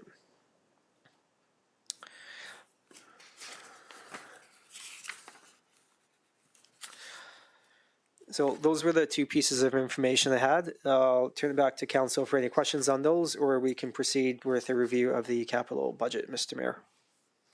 Thank you, Kyle. Councillor Avery has a question. Thank you, Mayor, and thank you, Kyle, for providing this. One thing I would be interested in is how much is in each one of these accounts, for instance, bylaw, fleet, and equipment. At the end of 24 to 26, we're going to put another 54,615 into that, but there's obviously some money in there already, because if we're looking at these vehicles and equipment, is there already funds in that account?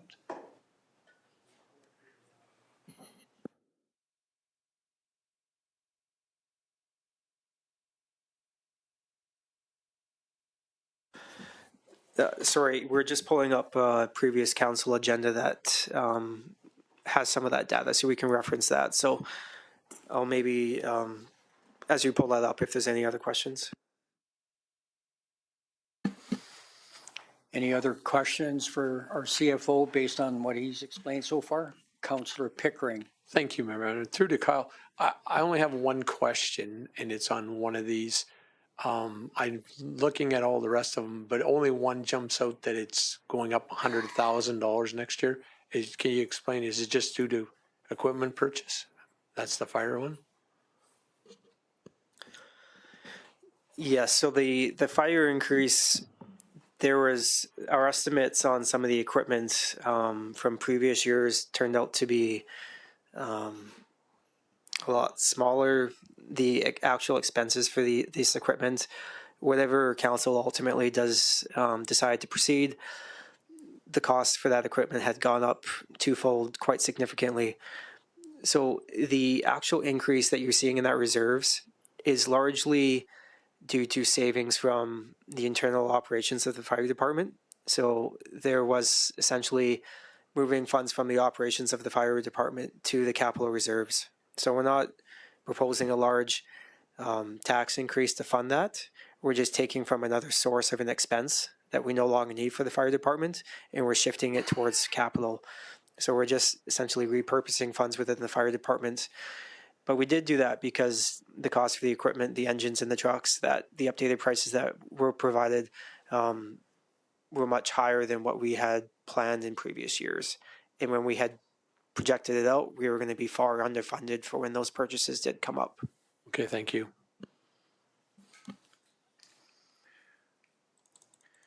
So the question that Councillor Avery had. Yeah, I've got that. So there's a lot of numbers here. I'll just kind of read them off. This is the operations fleet. So I'm going to highlight it so you can, I'll make that a little bigger. Operations at the end of the year here is projected to be at $127,000. Sorry.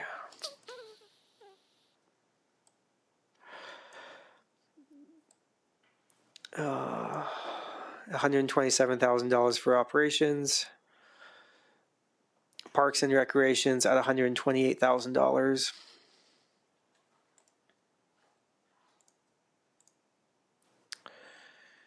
I don't have the other two, but Bylaw, I believe, was approximately 150 as well. And the fire department, don't quote me on this, but I believe it was between $400,000 and $500,000.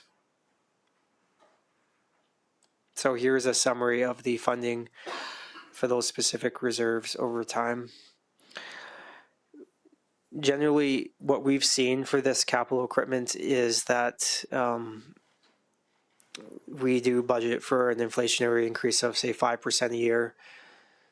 But again, that is hard for us to fully estimate. As we go back to the parks mower, that one did double in price. We have seen our fleet vehicles maintain some of the stable price, but we do expect that to go up. So this is our best guess based on the data we have. Could we be over? We could be, but we could also be under. So it's just finding that middle line, that fine balance, and we kind of think we are in that budget. But again, that's subject to council's deliberations tonight. Councillor Avery has a follow-up question. Thank you, Mayor. So after putting 159 in the fire account this year, because that's the one that you just used, you figure roughly 400 to 500,000 in their reserve account. Off the top of my head. Thank you.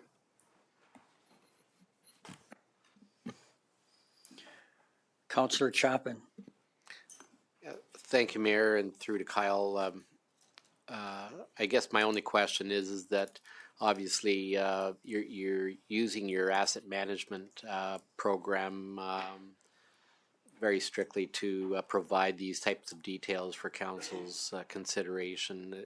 That would be my assessment on this. Is that correct? We're very good at using Excel. Good. So.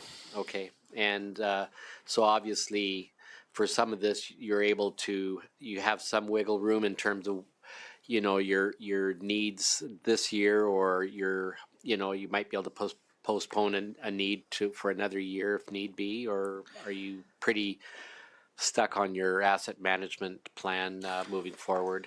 Yeah, so what you see on this big sheet when we get here, the stuff in the green that goes over fleet, what we do is, again, it's a 5-year capital budget. So we project what piece of equipment does have to come up for our replacement based on service life over 5 years. And the items that we specifically ask for council's approval each year are the ones that are being purchased next year. So each item that is planned for a future year, so from 25 to 28, we put those in as placeholders for us to set these reserves and budget that way. Before that year comes up, our operations team and our mechanic reviews the equipment to make sure, like, is this at a point where we can get another year off, or is it best off that we do replace it? So these are placeholders that where they're not set in stone for future years, and we do review them to make sure that we can. For example, you will see in here that the loader scheduled for 2025, that was originally planned for this year, so 2024. But our mechanic and our fleet team was able to put around $6,000 into some repairs, their operating budget, and we're able to push that forward for one more year, deferring that payment as well. Okay, thank you. Before we start going down this list, and the reason we're going down this list was that it was a request made at the last council meeting. I had everybody look at the capital budget as a whole, but they want to break it down. So we're going to go through each line item. It's important that you pay attention to the year that because we're going out into the future 5 years on the capital side. So 2024 obviously is what we're going to be dealing with for next year. So the first 5, those are vehicles replacement as part of the municipal vehicle fleet, correct, Kyle? You are correct, yes. So we're not going to get into the weeds and go through what type of vehicle, what that is. So the first one in 2024 is a $65,000 ask. Does anybody have any questions on that one? Councillor Beekman.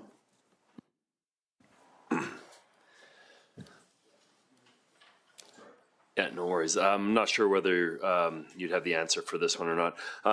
I focus on these things as needs over wants. Now, is this truck a need as in we need more trucks, or is this a want as we wish to update our fleet with newer, better products? So the program traditionally is to add one every year, and then we kick the model down. So ultimately, by the time a vehicle gets to its end of life, it's being used by our summer students in our parks. For 2024 specifically, this truck would be kind of stationed at the rec center for the new rec staff there. So we're going to have a couple more staff for that new facility. This would be an addition to the fleet rather than a replacement for 24. Councillor Avery. Thank you, Mayor. My understanding, and correct me if I'm wrong, but that's why we bought a truck this year, was for the rec department, and that was going to be used for the new rec facility when it opened up. So we pre-bought the truck in 2023. So, maybe I'm wrong.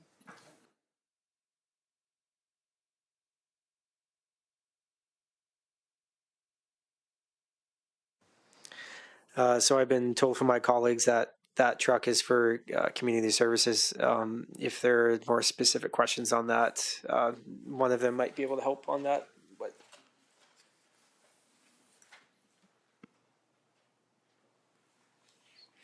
So I got a follow-up then. What percentage of the day is that truck used? Is it used 100% of the day, or is it a vehicle that can be split between the two facilities or two departments? Okay, so I can say very confidently that the community services truck that is currently located at Civic Square is used very often. Leading up to the Night of Lights or leading up to the Christmas walk in the park, it's used probably for a good 50 to 60% of the day. In some cases, some of our other fleet vehicles aren't even used that much, the kilometers that are being put on it.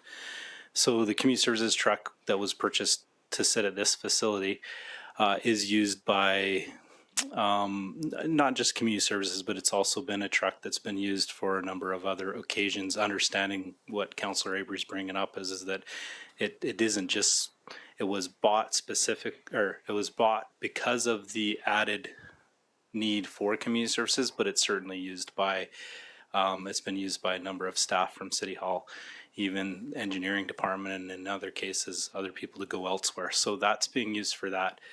The truck that we're proposing for this year is to be located at the new rec center, because those rec center staff are very much going to be involved with flooding the ice out here at Civic Square during the winter, going back and forth to the other rec center to provide floods versus dry sport setup, things like that. Because of the off-site location of that facility, there would, if we don't purchase a truck, then there would be, and have to be some sort of expectation as to the design of shifts and things like that, or for people to use their personal vehicle. So this is a way around that. Thank you. So that brings up another question. If administration's using that vehicle, didn't council purchase a vehicle for administration to use? And, or has that been moved on? That vehicle was disposed of this year. We did sell it, and we did use the proceeds from that to fund the truck that was purchased this year. So we had the purple Explorer, and we had the old community services van, in which we did sell both of those, and we used the proceeds to purchase that new truck. Thank you, Kyle. Thank you, Russ. So again, I don't want to get into the weeds on each one of these asks here, because we have to rely on the expertise of our administration team to make sound decisions. They're not purchasing these things just so they have it sitting on the lot. There's a purpose for it. I appreciate the questions. So with that being said, the first one, again, who is against purchasing that vehicle? Now one is a yes. So the Municipal Vehicle Fleet Annual Program, the second one on the list for 2025, is there any questions, or could I ask if there's anybody against that one, because we'll be discussing that one again next year? It's a placeholder. Okay, that one's a yes. I'm going to do the same for the other placeholders because they're future years.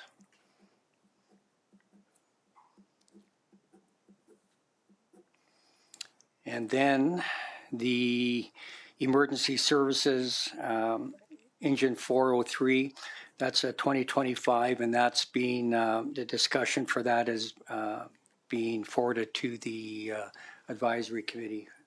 So that committee will be meeting to discuss these vehicles more. Engine 403, that's a response vehicle, correct? So that's not a pumper or the rescue then? Or grass one, yes. Okay, so that's 2025, so we can discuss that again next year. The chief's pickup, that's a 2027, so we can discuss that next year. And then for 2024, under Parks and Recreation, we have the zero-turn mower that we've had a presentation on already, and that comes with a price tag of $55,125. Is there any questions for any of our presenters? Councillor Beekman. Thank you. So the just understanding, if I'm correct here, the purpose of the zero-turn mower is to be left at the quads, correct?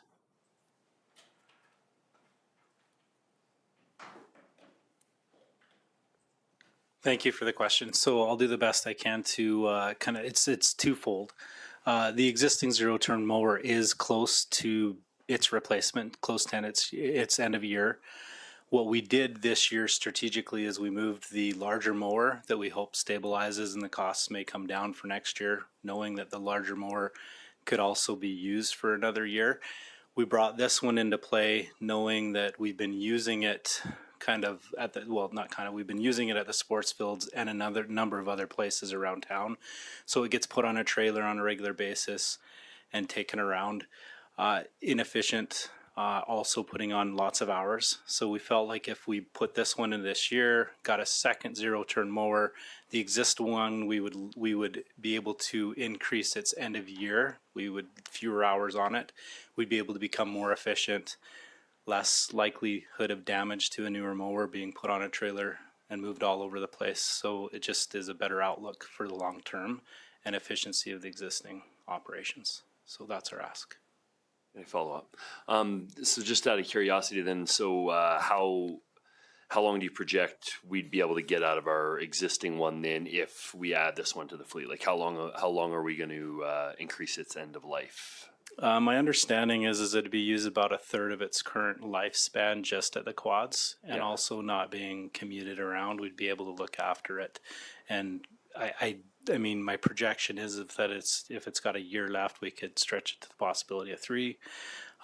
But if we take good care of our equipment, similar to what was just mentioned a few minutes ago, our mechanics will take a look at that, and certainly if we can put a little bit of money into it and lengthen its lifespan, we'll continue to do that. Okay, thank you. Bet. Thank you for the question. So regarding the zero-turn mower for $55,125 for 2024, is there anybody against purchasing that? That one is a yes. Moving on to the GPS field line painter that's scheduled for 2024 with a price tag of $35,280. Is there any questions for Russ or Kyle on that one? Councillor Avery. Thank you, Mayor. And the question's probably for Russ. Last meeting, it was mentioned that we'll save around $13,000 a year just on paint. So in 3 years, this piece of equipment should be paid for itself and be making the town money. Is that correct? So that is correct. That's the projection of what the sales pitch is, which we're confident in talking to other people that are using this piece of equipment, that there are paint savings. Whether it's $13,000, I'm a little skeptical. However, there will be some savings for sure. And when that savings happens to fruition, we can certainly come back and report on that. It'll be an easy thing to keep track of because that paint is within itself its own budget. So we will be able to report on that. But that is one of the reasons for sure that Councillor Avery brings up as to why we're pretty excited about this potential opportunity is for that, and also the time savings on the manpower as well. Councillor Pickering has a question. Yeah, thank you, Mayor Van Rijn. Through to Russ. Because this is GPS, is there any hidden costs? Like I know people that own GPS equipment. Every year we have to buy a program, or we have to purchase, just like we do with our accounting program, you have to buy a license. So is there anything attached to this and training? There is, and it's included in the capital priced. So it's one time? Yes, it's a one-time, so it's a program that, unless we decide to upgrade it past soccer fields, baseball, and football. So what we've paid for is the use that we currently have for it. If we decide to upgrade that piece of equipment, then there would be an additional cost, but we don't foresee that need at this time. Okay. Yep. Councillor Beekman. Thank you. And just kind of spinning off of what Councillor Avery asked, and maybe you don't know the number off the top of your head, but it's kind of side to this. Roughly what do we spend per year on paint for painting our fields? You know what? I don't have that in front of me, but I believe it's around $16,000 to $20,000, depending on the use of the field, which is also associated with the rental and things like that, right? So the more they're rented, the more they're used. This year we had a number of tournaments actually come to us that we've never run before, so there was a higher demand. That's one of the things that I should mention is rather than looking at upping that budget for paint and things like that, this is something we foresaw as a possibility of paint savings, so we didn't look at that within the operating budget, knowing that there may be savings here, even though we are right now in contact with a number of groups that we feel our athletic fields will be used, and we're in a trend upward.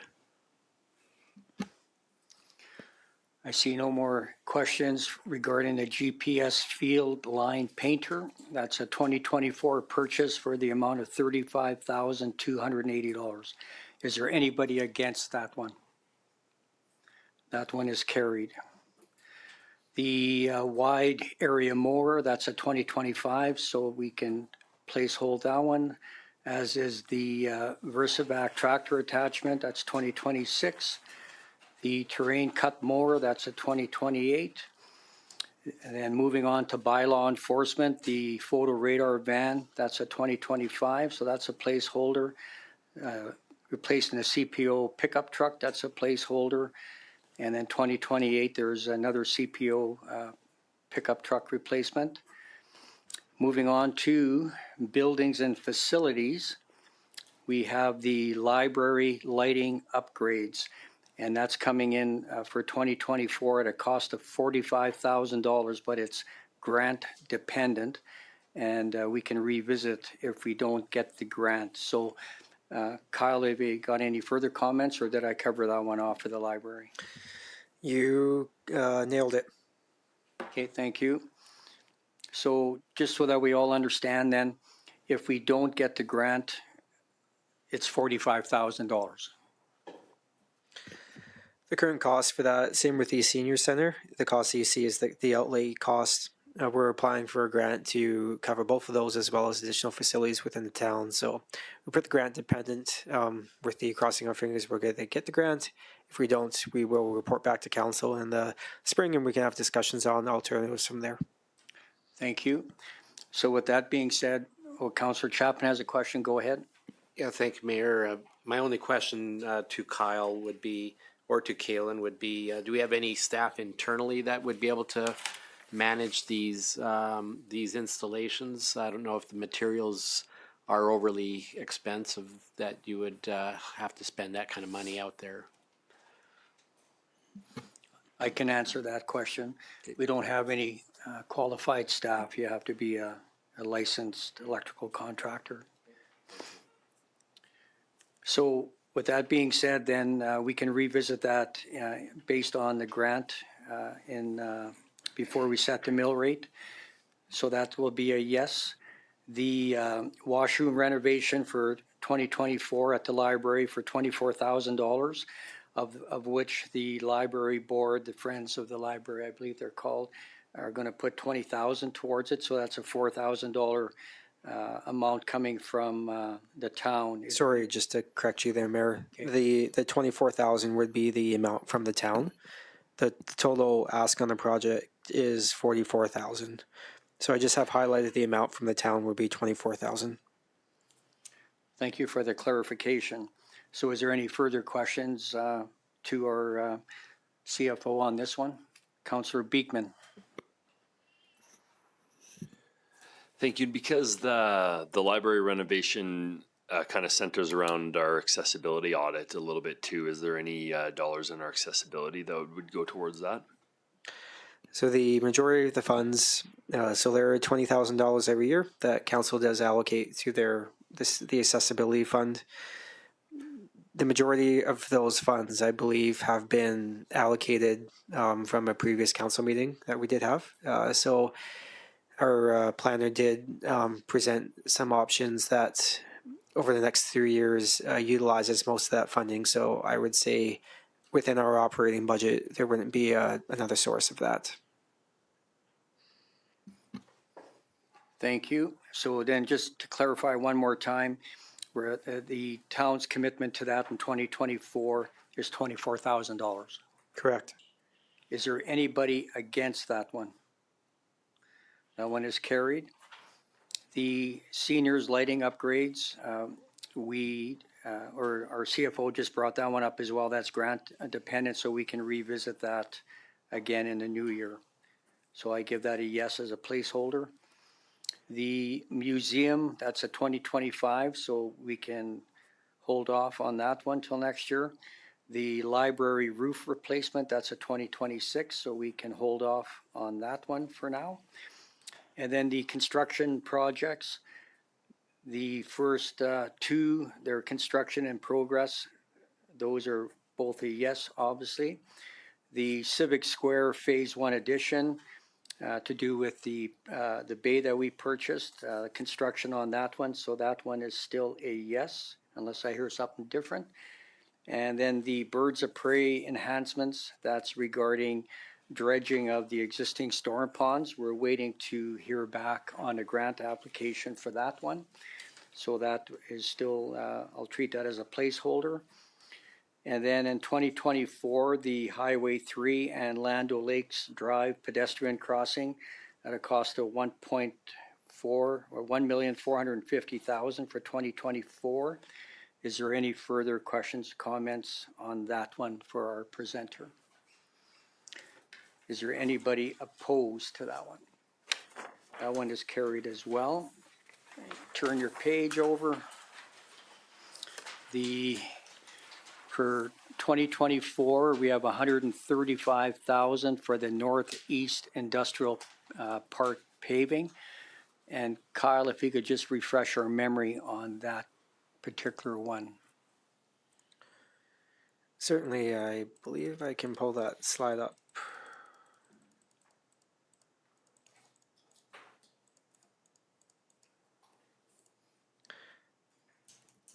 So on the map on the screen here, you can see around 13th Ave and 11th Street. Those are the areas that were completed in 2021. And 12th Avenue, the bar at the top in the orange is the outstanding portion that would be repaved.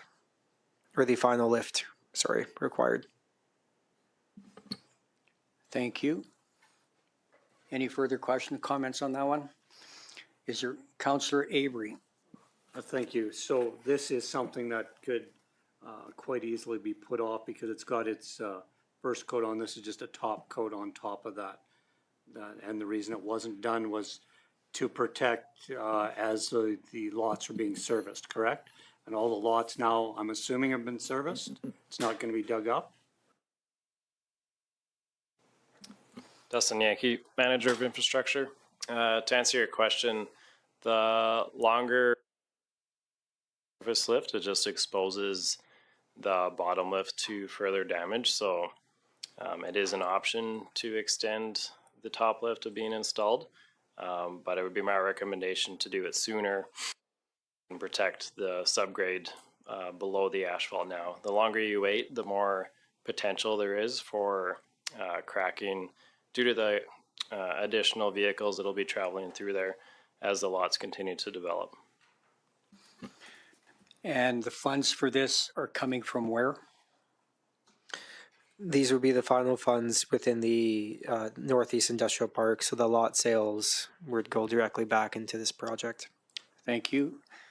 Any further questions? Councillor Pickering. So how many lots in there are not serviced? Just 4 or 5? And who would pay? I know this is not probably a good time to ask this, but just like Councillor Avery says, if you pave it and we see this all over, you come next year, you're digging up brand new pavement that we just paid for, and you're telling us everywhere else in the town we don't want to redo roads because of infrastructure, right? So that's a toss-up. Like, are these lots, anybody interested in them right now, or can we wait a year and then see? I mean, it's been how many years now?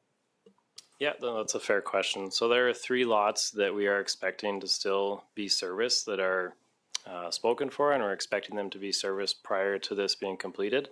There are some additional lots that we don't expect to be serviced that there is a risk that they could be. One as an example would be off of the side of Nudura. They own that lot, and if they wanted to develop further, they could sell it, but we expect that they would probably maintain that lot. So there's always a risk that someone could subdivide or sell another lot, and then we may have to cut a new service in, but based off of our expectations of development, we don't see it as a risk. Can you tell me roughly what it costs to service them lots? It's about 20 grand is what we've seen. So where I'm kind of going here is it possible maybe they should be serviced before we pave it? That is another possibility. Speaking with our utilities department, they do not like to service lots that aren't going to be used. That creates dead ends that can hold stagnant water. It's also another potential for leakage. So we try to avoid installing services if we know they're not going to be used. The other risk of installing them early is that you might put them in the wrong spot. You might size them incorrectly. So it is definitely ideal to install and size the services according to the development that occurs. Okay, So, thank you. Yeah, just to, I guess to close that, just we would recommend that unless there's something in motion in terms of development that we know something's coming, it wouldn't be recommended to pre-service the lot. Councillor Chapman. Thank you, Mayor. Just hearing your comments, Dustin, could we put a placeholder on this item till 25 or 26? See how those lots sell, and then you do your final overlay, I should say. Yeah, thanks, Councillor Chapman. It's definitely up to council's discretion. Like I said, it just keeps the longer we push this off, the more exposed the surface is, and it also is a rougher ride currently. There are some services that have been put in that we would correct. So further to the degradation, it would also be a shift in terms of level of service. Because if we do this project next year, the ride quality on the road would be greatly improved as well. So comment I have on that is that we have our manager of infrastructure here explaining $135,000 project that if my understanding is that if we do not do it sooner than later, we're going to expose some of the aggregate. That's going to turn this $135,000 price tag into something a lot larger. That's the risk. I guess also to expand on Councillor Pickering's question, the 3 lots that we're looking at servicing, if for whatever reason those don't service, we definitely will reevaluate as a team. And then at that point, we can come back to council and decide if we want to hold off for another year. So if there is reason to believe that there might be an increased risk that we're going to have to cut into the road, then we'll definitely reevaluate. So with that being said, based on the discussion, is there anybody against them doing it in 2024 on the town's call? Excuse me? Kaylin, go ahead. Thanks, Councillor Chapman. By way of contrast, if you look at where the Nadura is located, that was in the second phase of our industrial park. That was an example of a phase of an industrial park where we did all of the individual lot servicing at the same time and then did the next 2 lifts of asphalt. The problem with treating that like a residential neighborhood is that when you have a business like Nadura come in and purchase 8 acres, they have 8 different services that are stubbed into that property. None of them were the correct size for their needs, so we ended up having to tear up the road anyway. And then from the utilities perspective, we have all these sublines going into the lot that had to be stubbed off. And that's the long-term operational impact that we want to try to avoid. So this is a matter of trade-offs. And as Dustin explained quite well, if you want to continue to wait to protect the different cuts that you have to make for the last couple stragglers, you could end up compromising the entire base of the roadway the longer you wait. So it's a matter of trade-offs, and I just wanted to provide a contrast for how we did the last phase of the industrial park, highlighted there in orange. It was on a per sale basis so that you can actually customize the location and the size of the service according to the customer purchasing to the extent possible. We're not 100% sold out, but the vast majority of it is sold out. Thank you. Any further discussion on that one? So with that being said, based on a discussion for 2024, spending $135,000 for the Northeast Industrial Park paving, is there anybody against that one? Councillor Reese. Thank you, Mayor. I'm not against it. I just wanted to make sure where that funding's coming from. The sales of that land over there? That's correct. That's coming out of the lot sales. Okay, thank you. Moving on to the skate park, that's a 2025, so that's a placeholder. Land O'Lakes Drive and 21st Avenue Roundabout, that's 2025, that's a placeholder. 20th Street and 30th Avenue intersection improvements, that's 2025, that's a placeholder. Rehoboth Pathway, that's a 2025 placeholder. And then the annual road rehabilitation program that we discussed, that's based on the R.C.M.P 70/30 split that we're hoping to receive. So that's a placeholder as well. Moving on to utility projects. Coming up, that's already started, the engineering side of things, 2023 and 2024 is the water reservoir. And again, that's contingent on receiving that $4 million funding grant. Is there any follow-up comments we need to make on that one, Kyle? No, I believe this project is, again, along with the Malloy 2B1 and the sanitary trunk lines, are tied to that increase in the utility rates that you will see following this on the agenda. Thank you. So the water reservoir, that's the underground potable reservoir that comes in with a price tag of $11,100,000. Is there anybody against that one? That's a yes, thank you. Moving on to the Malloy 2B, Phase 1, that's a $520,560 ask for 2024-2025. Again, that's contingent on a $2 million funding request. Any follow-up questions, comments for our presenter on that one? That's a yes on that one. The sanitary trunk line, Phase 1 for 14th Avenue, that comes in at $1,250,000 in 2024, and a third of that will be paid for by the developer. Any questions for our presenter on that one? That one is a yes. Oh, sorry, Councillor Pickering. Thank you, Mayor Van Rijn. The question I have, what is funding that one? The other, I guess, what would it be? 700,000. Is that funded through land purchases too? I can or offsite levies? Yeah, I can clarify. So where you see the 1.25, that is the town portion. Okay. So the total would be 1.875 million. That is funded through offsite levies. Okay, thank you. Moving on to the Cottonwood fountain ponds, replacing two of the units. That comes with a $60,000 price tag for 2024. Is there anybody against doing that one? That one is yes. Moving on to the sanitary trunk line Phase 2, 16th Avenue and Highway 845. That's a $4 million price tag. That will be revisited in 2025, or actually in 2024, I should say, for 2025. And then the sanitary trunk line Phase 2 along 16th Ave and Highway 845.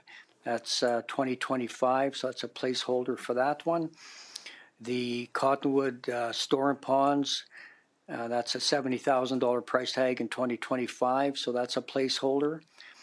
And then we have the general equipment listing. For 2024, we have an ask of $330,000 for furniture and equipment for the rec center. Is there any questions, comments on that one? Anybody against that one? That one is a yes. Councillor Avery has a question. Sure.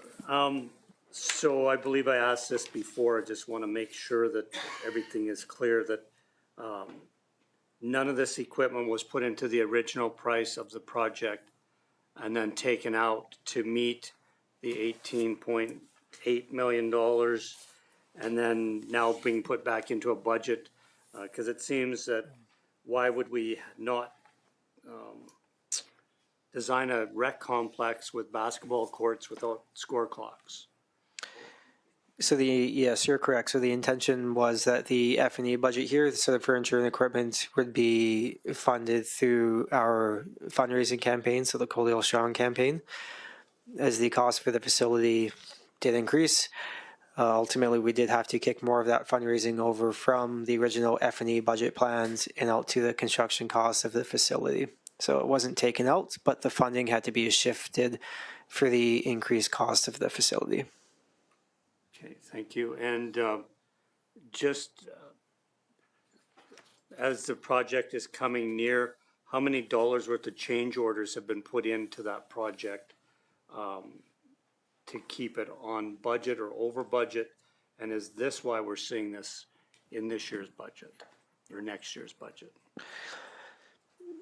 Yeah, I don't have the information specifically on the change orders, but from my understanding, the budget of 18.8 million or 18.79 and change, we're expected to be fairly close on that. We're not expected to be over. We may be $50,000 under.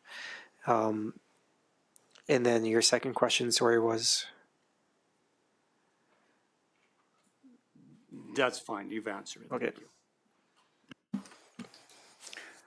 The last item on the capital list is some surveying equipment for 2025 at a cost of $45,000. So that's a placeholder on that one. So before we move on to our resolutions, is there any last questions, comments for our CFO? Councillor or Deputy Mayor Saylor. Thank you, Mayor. I just had a question on the birds of prey enhancement. Was the grant matched? So like $1 million, if we put in $1 million, we get $1 million? Correct.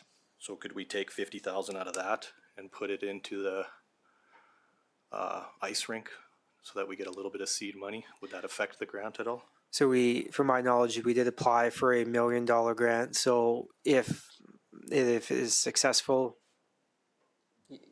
yes, yeah. Cam will talk about that. Thanks.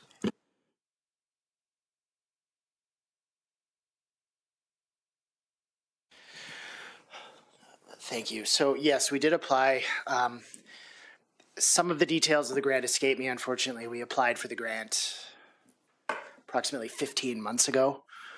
We have yet to hear back from the federal government on that particular application. So it was approximately $1 million, and it would have been about a 50-50 split on that project. Yeah.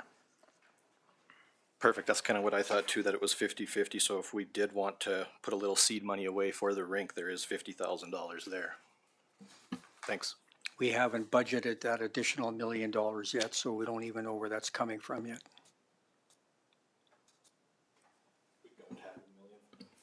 So we don't have the $1,050,000? We do not have the $1 million allocated yet. Oh, okay. Just for clarity, the $50,000 that you do see on that number, $2,050,000, I believe that was a contributed amount from the Birds of Prey as part of the application. So to close the loop, I want to go back to the operations here for one last attempt to follow up on the Deputy Mayor's suggestion. Is there any appetite to put some seed money towards the second sheet of ice, whether it be 50,000, 75, or 100,000 for this year? So I'll open it up for discussion. Councillor Pickering. Thank you, Mayor Van Rijn. I just have one question. When they started the new rec center, they called it a recreation tax. So if we do this, I would prefer this to be called a recreation fund, because when we go to do this, I know Waves and Blades made the recommendation, but we're going to have to go to the town again and get a better survey on who wants what, because the people I talk to would rather have a pool. So I mean, I got no problem with calling it a fund or whatever, but I think it should be called a recreation fund instead of a arena fund. I can speak to that. So Waves and Blades, they ran the numbers for both scenarios, a new indoor pool and a second sheet of ice. In reality, we are not in a position to even start looking at what most people want, and that is an indoor pool. That is many years down the road. With the second sheet of ice, that is something that we can go after sooner. With future debentures dropping off, there'll be funds available to go towards this. And all we're looking is, like I said earlier, is if we were to put some seed money in, that would accumulate until we come to that point in time where we have other funding sources available. Okay, thank you. I'm going to ask the question then, is there anybody in favor of putting $100,000 towards the second sheet of ice in 2024?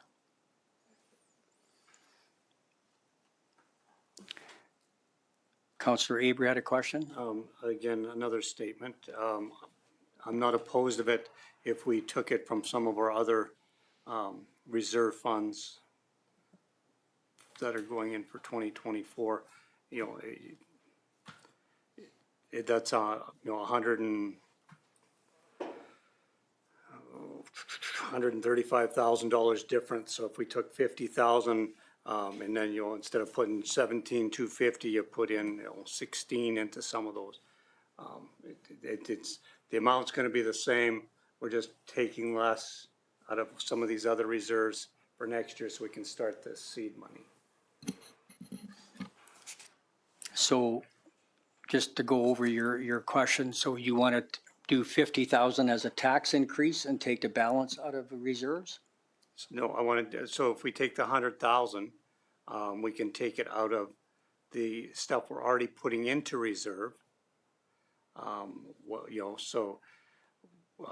We're going from on fire fleet and equipment from 159 to 250, operational fleet 200 to 220. So maybe we only go 210, and then instead of from parks fleet 70 to 85, maybe we go 77. We can cut all of those down a little bit for 2024, so we've got some seed money for the arena. And then your percentage is still going to be the same, but we're not going to not be putting the money into this project. Well, for myself, that's something I'm not personally in favor of, because that's the whole point of having our asset management program in place. And if we start pulling money from future expenditures so that we can fund this now, it's going to be a ripple effect that it's going to come back even at this small amount. So I think it's important that we as a council stay focused on what needs to be done in the future as far as capital and replacement on many, many items. And if we start doing that with this one, I can guarantee it's going to come back with another ask in the future. Well, we did it then, why can't we do it now? Councillor Reese had a question? Thank you, Mayor Van Rijn. So just for clarification, does this seed money, does it have to be for a second sheet where the current rink is? Or is this a pot, because that rink is getting old. So is there a possibility for down the road, and this is much down the road, to build a new rink that has 2 sheets of ice in it? Or what are we looking at exactly? So in 2022, we did major renovations to the existing facility. In answer to your first question, this seed money is just going to be going into a reserve account. There's no discussion other than recommendations of where the rink could go. So there was discussions about putting it where the pool is now. There was discussions about putting it at the new rec center, or there's discussions of putting it either to the east or to the south. But as stated previously, those discussions have not been held by this council, and it hasn't been finalized. So all we're looking for is putting money into a reserve that over time can build with interest. And if we continue to add to it every year, and then in 5, 6, 7 years, we'll have some money to start with that we can start looking for matching grants and community support.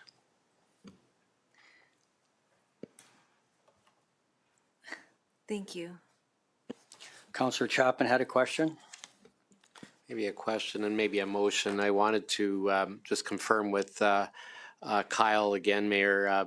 I asked a question earlier about the seed money for $100,000 and how that would move it, how we could move that forward. And maybe I could just ask Kyle to maybe explain that again. Would it compound, or would we be putting 100,000 in annually till we start up the project? So, for example, when we put $1 million in 2016, we implemented that $1 million in 2019, I believe it is. So that was 3 years that it took, that we had savings from that $1 million to start the rec facility project. So what we've originally proposed as part of this 3-year operating plan is a year-over-year increase of $100,000. So in 2024, it would be $100,000, 2025, $200,000, and $300,000 in 2026. So each year you would be adding $100,000. And just to project that out over 5 years, if that strategy was maintained for 5 years, at the end of 5 years, you would have accumulated $1.5 million, and you would have a $500,000 amount in your budget that could go forward to servicing a debenture. At that time, you have that built in your budget. It could service that debenture without a large tax increase. And so the way part of the rationale behind that is that slow incremental. If we increase it by $100,000 each year, it's say 1% every year rather than a 5 or 10% tax increase in 1 year. So I could make a motion then, Mayor, that we put in $100,000 towards. Wait, we don't need a motion, we just need a show of hands for now. So I'll go back to the original ask. If we do $100,000, we'll be looking at a 0.75 increase for residential and 1.5% for non-residential for $100,000 to go towards the second sheet of ice. Sorry, Mr. Mayor, just to clarify those speaking notes, $100,000 should be closer to 1%. So there might just be a typo in those notes. It would be 1% for every $100,000 approximately. Yes, but that would be split between non-residential and residential. Yes, so it would still be close to that 1%. So because our budget is approximately $10 million. Yes. So for every $100,000, it'd be 1%. So if we did do a one, the exact numbers, sorry, I do have in front of me that if it was $1 million on the residential side, it would be 0.96%. And on the non-residential side, it would be 1.44%. So it is on average still close to that 1% for every $100,000. So I do apologize. There might be an error in the notes there, but it is approximately 1% on average for every $100,000. So based on where we're standing now with what we've already discussed, with no double vacant tax, which we agreed on, we're looking at residential at being at 2.65%. And if we want to do 100,000 for the second sheet of ice, we have to add just shy of another % to that. Correct. It would be approximately 3.6%. And then obviously if we do the 50,000, then it would be 0.5 of that. Half of that, yep. Okay, so I'm going to ask the question, and I apologize for the error. So is there anyone not in favor of putting $100,000 towards the rec center? Not in favor. Okay, so I'll ask the question again. At 0.5% for $50,000, is there anybody not in favor of that one? Okay, so there's no second sheet of ice in 2024, funding towards that, I should say. Okay, so that closes the discussion. Thank you for the conversation. It was a process. So now, is there anything you need to say, Kyle, before I look for resolutions? I don't have anything further. Happy to answer any comments if there are any from council. All we're going to be doing is setting the operating budget and the capital budget. And then as far as setting the actual tax rate, that'll be done sometime in May. So with that being said, I'm looking for someone to sponsor that council approve the 2024 to 2026 operating budget finalized based on council's budget deliberations. Anybody care to sponsor that one? Councillor Chapman. Any further discussion? Seeing none, I'll call the question. All those in favor? Opposed? Councillor Beekman, Councillor Avery. Opposed. Motion is carried. And then the second resolution is that council approve the 2024 to 2028 capital budget finalized based on council's budget deliberations. I'm looking for a sponsor for that one. Deputy Mayor Saylor, any further discussion? Seeing none, I'll call the question. All those in favor? Opposed? Councillor Beekman, Councillor Avery opposed. Motion is carried. So Kyle, once again, thank you and thank you and thank you to you and your staff. Like I was looking for some information online today and I Googled images for budget deliberations. There was a guy putting Tabasco sauce in his eye. Well, thank you for all your work and pass it on to your team for us, please. Thank you, much appreciated. Moving on to agenda item 7.1 under bylaws and policies. We have the utility rate bylaw 882-C-12-23 regarding second and third reading. And again, we have our CFO presenting. Kyle, go ahead.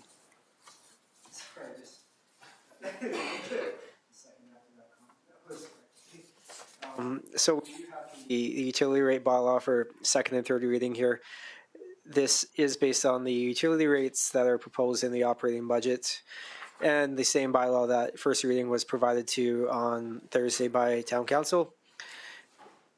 The utility rate increase you do see here are targeted increases for our water reservoir, our sanitary trunk line, and our Malloy drain project.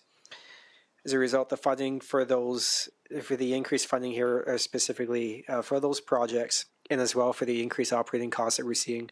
The cost of watering is increasing from City of Lethbridge, from the Water Commission, as well as our operating costs for a lagoon are higher now that the facility is fully operating. With that being said, I'd be happy to answer any specific questions in this bylaw from Council. Thank you. I'll open it up to members of council. Any questions for our presenter, Councillor Pickering? Hey, thank you, Mayor Van Rijn. Through to Kyle. I believe 2024 is a 2% increase, and then 2025 is 1%, and 2026 is 1%. Is that not right? One of the years jumps. In speaking specifically of the utilities as a whole, or? Yes.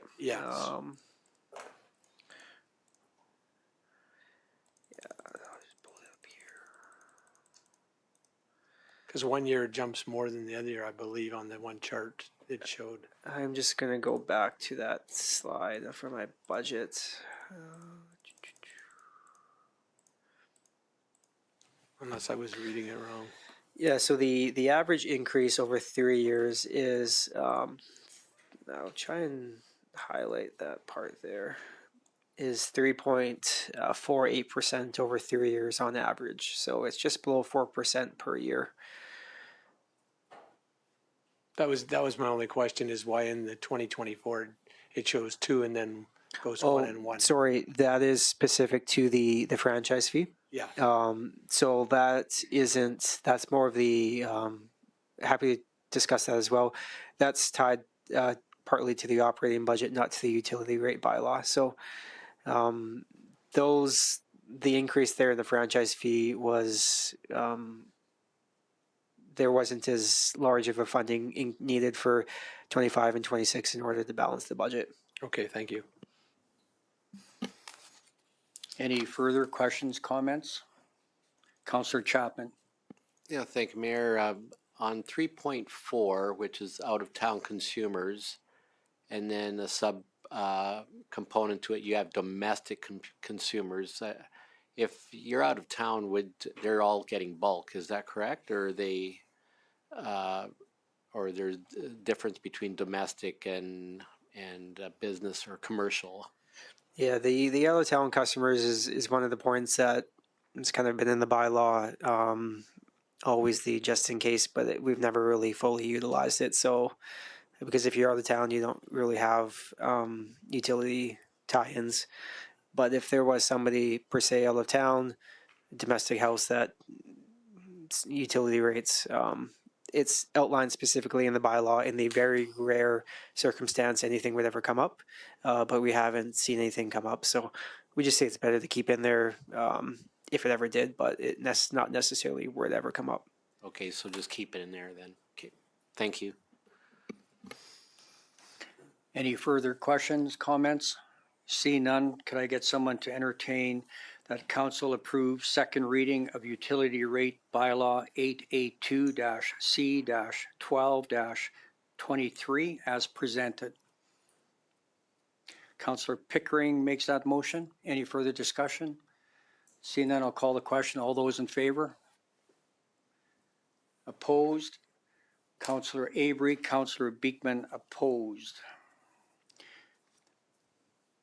Now I'm looking for someone to sponsor third and final reading of utility rate bylaw 882-C-12-23. Councillor Chapman makes that motion. Any further discussion? Seeing none, I'll call the question. All those in favor? Opposed? Councillor Beekman, Councillor Avery opposed. Motion is carried. Moving on to agenda item 7.2, borrowing bylaw 884-B-12-23 regarding first reading. And our CFO is presenting on that as well. Go ahead, Kyle. So we are presenting council with first reading of the borrowing bylaw for economic development of a rail spur within the town of Coaldale. The estimated project cost for this would be $8 million, of which we would be borrowing $4 million for this. Town's estimated debenture debt at the end of the year is just under $18 million. Following first reading of this bylaw, under the assumption that town council does pass it, it will have to be advertised for 2 consecutive weeks to meet our MGA requirements before being brought back forward for second and third reading to town council. Happy to answer any questions on this. Any questions for our CFO? Councillor Chapman. Just for clarity's sake, Mayor, 2 things. Number 1, this will be a 10-year debenture. Number 2 is under point number 4, the municipality shall levy and raise, and each year municipal tax is sufficient to pay for the indebtedness. So this will be an additional increase, or how does that look? Yes, so to your question, but to your question, the first question, it's up to 10 years. So we can borrow less, but we can't borrow more than 10 years.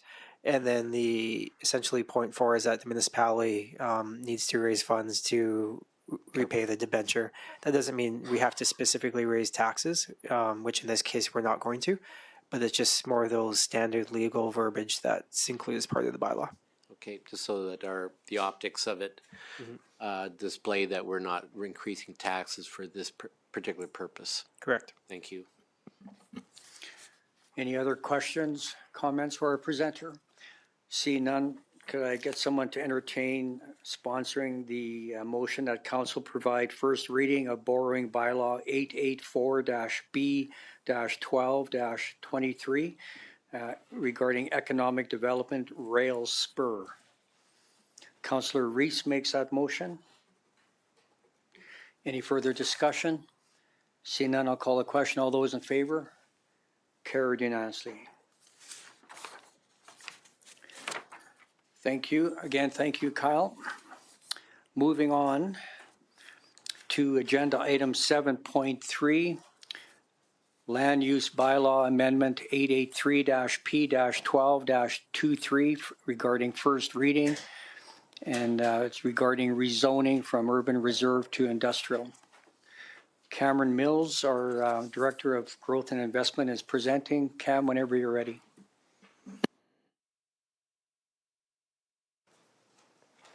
Thank you, Mayor Van Rijn. So this particular rezoning bylaw, as council will recall, back in the summer, we added a piece of land incorporated into the West Industrial Area Structure Plan, which we passed successfully over the summer. We elected not to rezone it at the time due to there was some changeover occurring in the ownership of the lands, and things were a little confusing from an ownership standpoint. So now that that has been settled, we have an opportunity to proceed forward with rezoning in line with the area structure plan, which is what this is. So this calls for the rezoning of the parcel of land, Lot 4, Block 1, Plan 181-1388, from its existing urban reserve zoning to the industry zoning. Provided that council passes first reading this evening, we would set a public hearing date for the first meeting in January, and would proceed forward with second and third reading after completion of said public hearing. So I'd be happy to answer any questions council might have on the matter. Thank you, Cameron. I'll open up to members of council. Any questions for our presenter? Seeing none, could I get someone entertained making a motion that council provide first reading of Land Use Bylaw Amendment 883-P-12-23 and set the public hearing date and time as January 8th, 2024 at 5:05 p.m. Councillor Beekman makes that motion. Any further discussion? Seeing none, I'll call the question. All those in favor? Carried unanimously. Before we move on, do we need to take a 5-minute wellness break, or you want to continue? We'll take a 5-minute recess.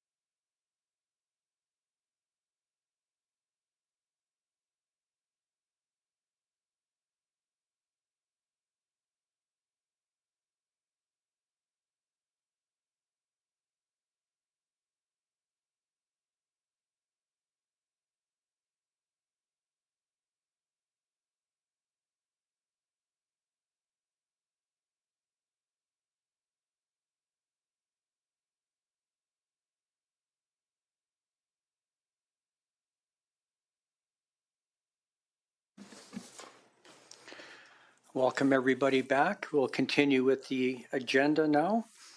Under new business agenda item 8.1, the 2023 comparative analysis by our Director of Growth and Investment, Cameron Mills, and Jonathan Wensveen, our Manager of Government Relations. So gentlemen, whenever you're ready, the floor is yours. Thank you, Mayor, Council. So the purpose of this staff report is to present some of the key findings of the 2023 comparative analysis. The comparative analysis is a document that's published annually and that stands alongside the town's operating and capital budgets, audited financial statements, and annual reports as one more tool for analyzing the efficacy and efficiency of Coaldale's operations and service delivery.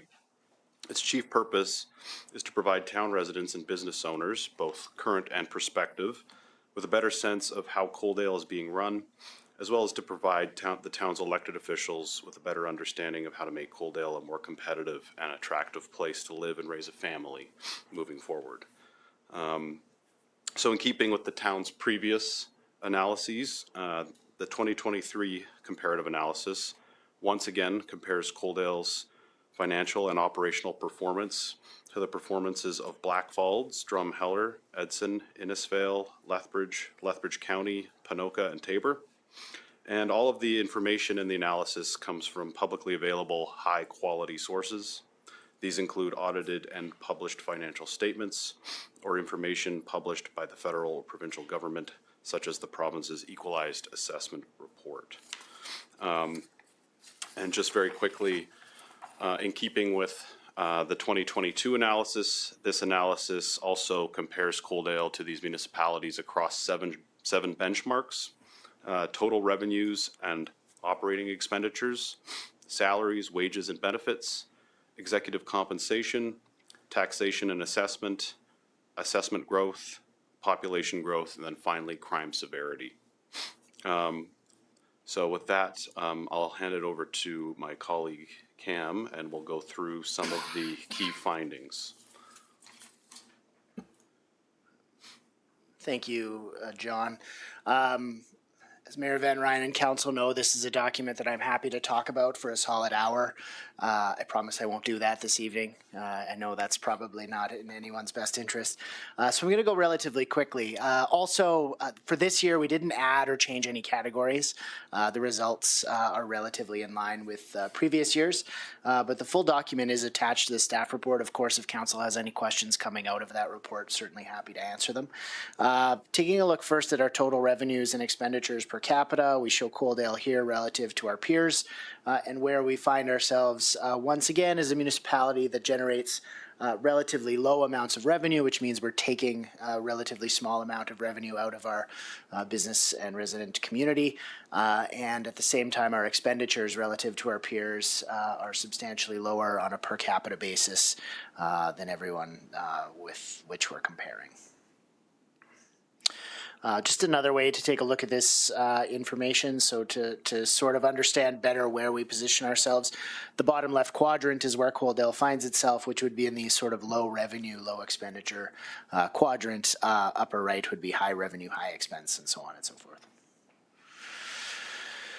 Salaries, wages, and benefits represent the largest single expense item for any municipality, and it's something that is typically brought up both with administration and my understanding with councillors in terms of discussions with ratepayers in terms of how money is being spent. So this is something we look at every year. Where does Coaldale spend? How does Coaldale stack up in terms of expenditures on this key item?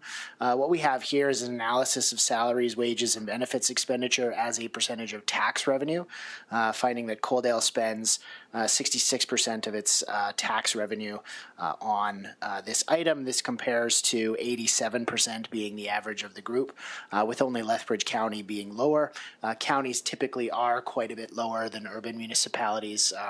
The flip side being that they spend substantially more on things like gravel than urban municipalities do. So that's not surprising whatsoever.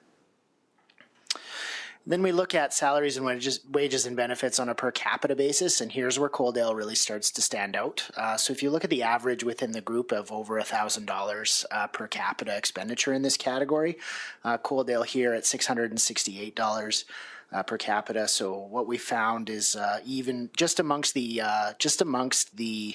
towns within the study, Coaldale would need to increase expenditures in this category by just under 50% to be the average within the group. So definitely finding some savings within the way we're structured and within the way we staff our community.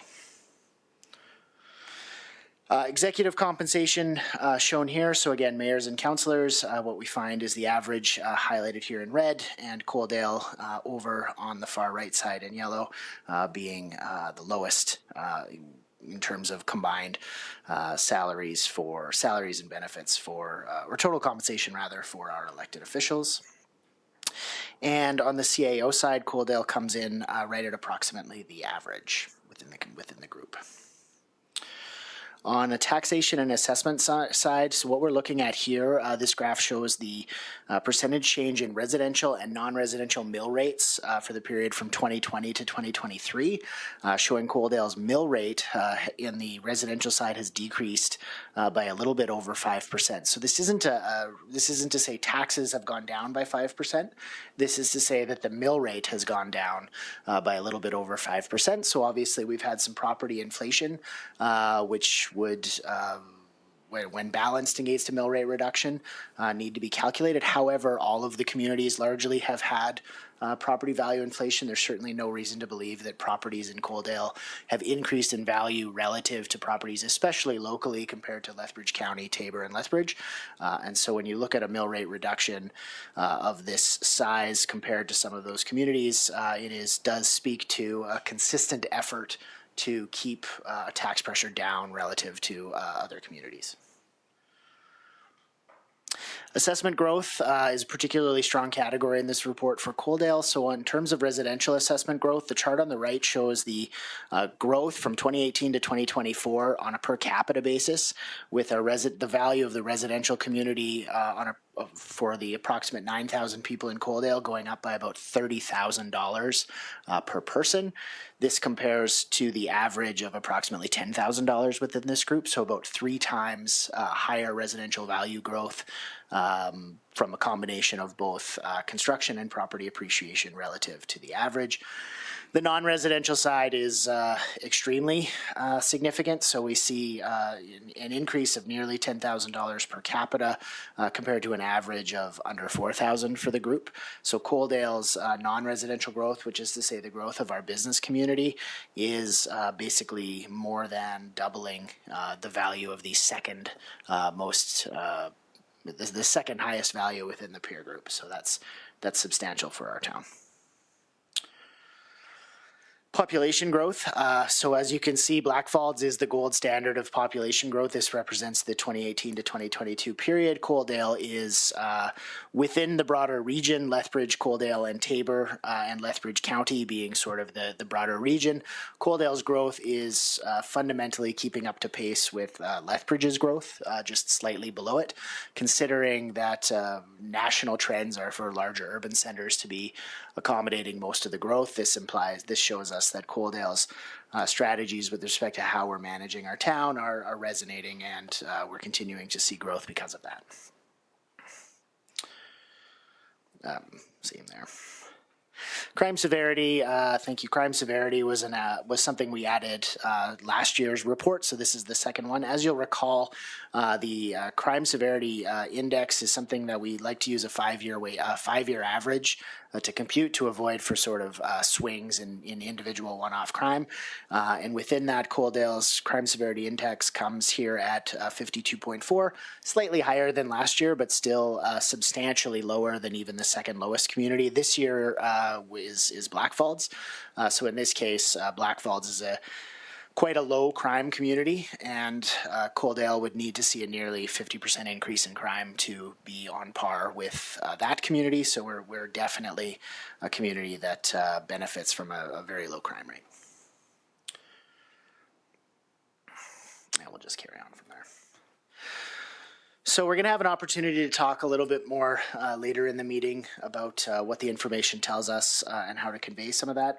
One of the things we do want to announce for next year, because this is a report we think is very important. We think it helps to tell the story and to try to provide some context for some of the information that's included in things like financial reports that the average ratepayer doesn't necessarily have a complete grasp of. One of the things that was very important to us was remain consistent year over year. And so we've always compared against the same communities so that it doesn't appear like we're cherry picking. We don't want to only find communities that we compare well against and sort of be accused of finding those municipalities that sort of make us look good. That was never the intention. That's why we've avoided changing them. However, having done the report for 5 years now, Coaldale during that time has been growing consistently. We've been seeing increases in our assessed values and things like that. So we do think after 5 years, it's appropriate for us to consider perhaps replacing some of those communities with some, particularly to add maybe some larger communities in the 10,000 person range to try to give us a snapshot of how we compare with some more of those. So that's likely something that'll be coming next year. And with that, I'd be happy to answer any questions on the report. Councillor Reese has a question. Thank you, Mayor Van Rijn, through to Cameron. So are you going to keep some of the municipalities on there, though, while adding new ones and different ones, larger ones? Thank you for the question. I think realistically, we probably are benefit from removing maybe 2 and adding 2 more. So I do believe there's tremendous value in Blackfalds because it's in a very similar situation to Coaldale being outside of Red Deer, Taber, Lethbridge County, and Lethbridge. The other communities in that group, Innisfail, Drumheller, Ponoka, Edson, are probably more ripe for considering changing. So I'm going to likely look at removing 2 of those and replacing them with communities, possibly Olds, for example, which is about 9,500 people. Morinville might make sense. There's a few other communities we're going to look at. But I think that the risk is growing to looking at too many, and it sort of would obscure the data, I think, a little bit. Yeah. No, thank you very much. Any other questions for either of our presenters? Councillor Chapman. Thank you, Mayor, and thank you, Cam and John, for your presentation here. Several questions. One, will this presentation be available to the public? And how would you be able to disseminate that out to the public? Thanks for the question. Yes, we haven't published it on the website yet, but every year when we go through this exercise, we do eventually publish it on the website in a finalized form. And so this year we're actually quite a bit ahead of schedule. We've typically presented this document the last couple of years in May or June. So this will be coming onto the website probably in the next few weeks. Okay, thank you. It'd be good for you to have even an executive summary for some of the old timers that have been around. I do get a lot of questions about the cost of our administration, the cost of running the town, the size of our community, and of course, most of us have grown up in a smaller community. So when you get to this level of community, then obviously your resources need to be expanded. You need to develop some other components and other departments that really are robust with productivity. And so, when you get people who saw a very small town with a very small administration, they seem to think that we're just spending a lot of money where we don't need to. But on the other hand, I think that we are results oriented, and the fact that we have capacity to be productive in a number of ways, particularly in our planning department, being able to produce and develop our own planning department as opposed to what we used to have with the Old Man Regional Services Commission. So I would encourage you to continue on that good path. I think the fact that one of the other things that you may want to ensure that in your presentation is that we are an employer of choice. So in your earliest slides, you would see that obviously wages and benefits in other municipalities might be more lucrative than what we afford, but at the same time, people choose to live in Coaldale for a certain reason, and it's not only a quality of life, but I think for our administration here, we are very successful to be the employer of choice. So it's more about the quality of life and not about what the benefit plan is like. If I may, just to clarify, to be perfectly clear, when we look at the salaries, wages, and benefits, certainly we come in lower than other municipalities. What we don't specify is what percentage of, how much of that gap has to do with salaries in our location relative to, say, Tabor, versus how much of that has to do with how many positions we have. I would certainly say that there's a substantial component of that difference that comes to the fact that we are much leaner with respect to the number of people in the building. Thank you. Any further questions, comments for our presenters?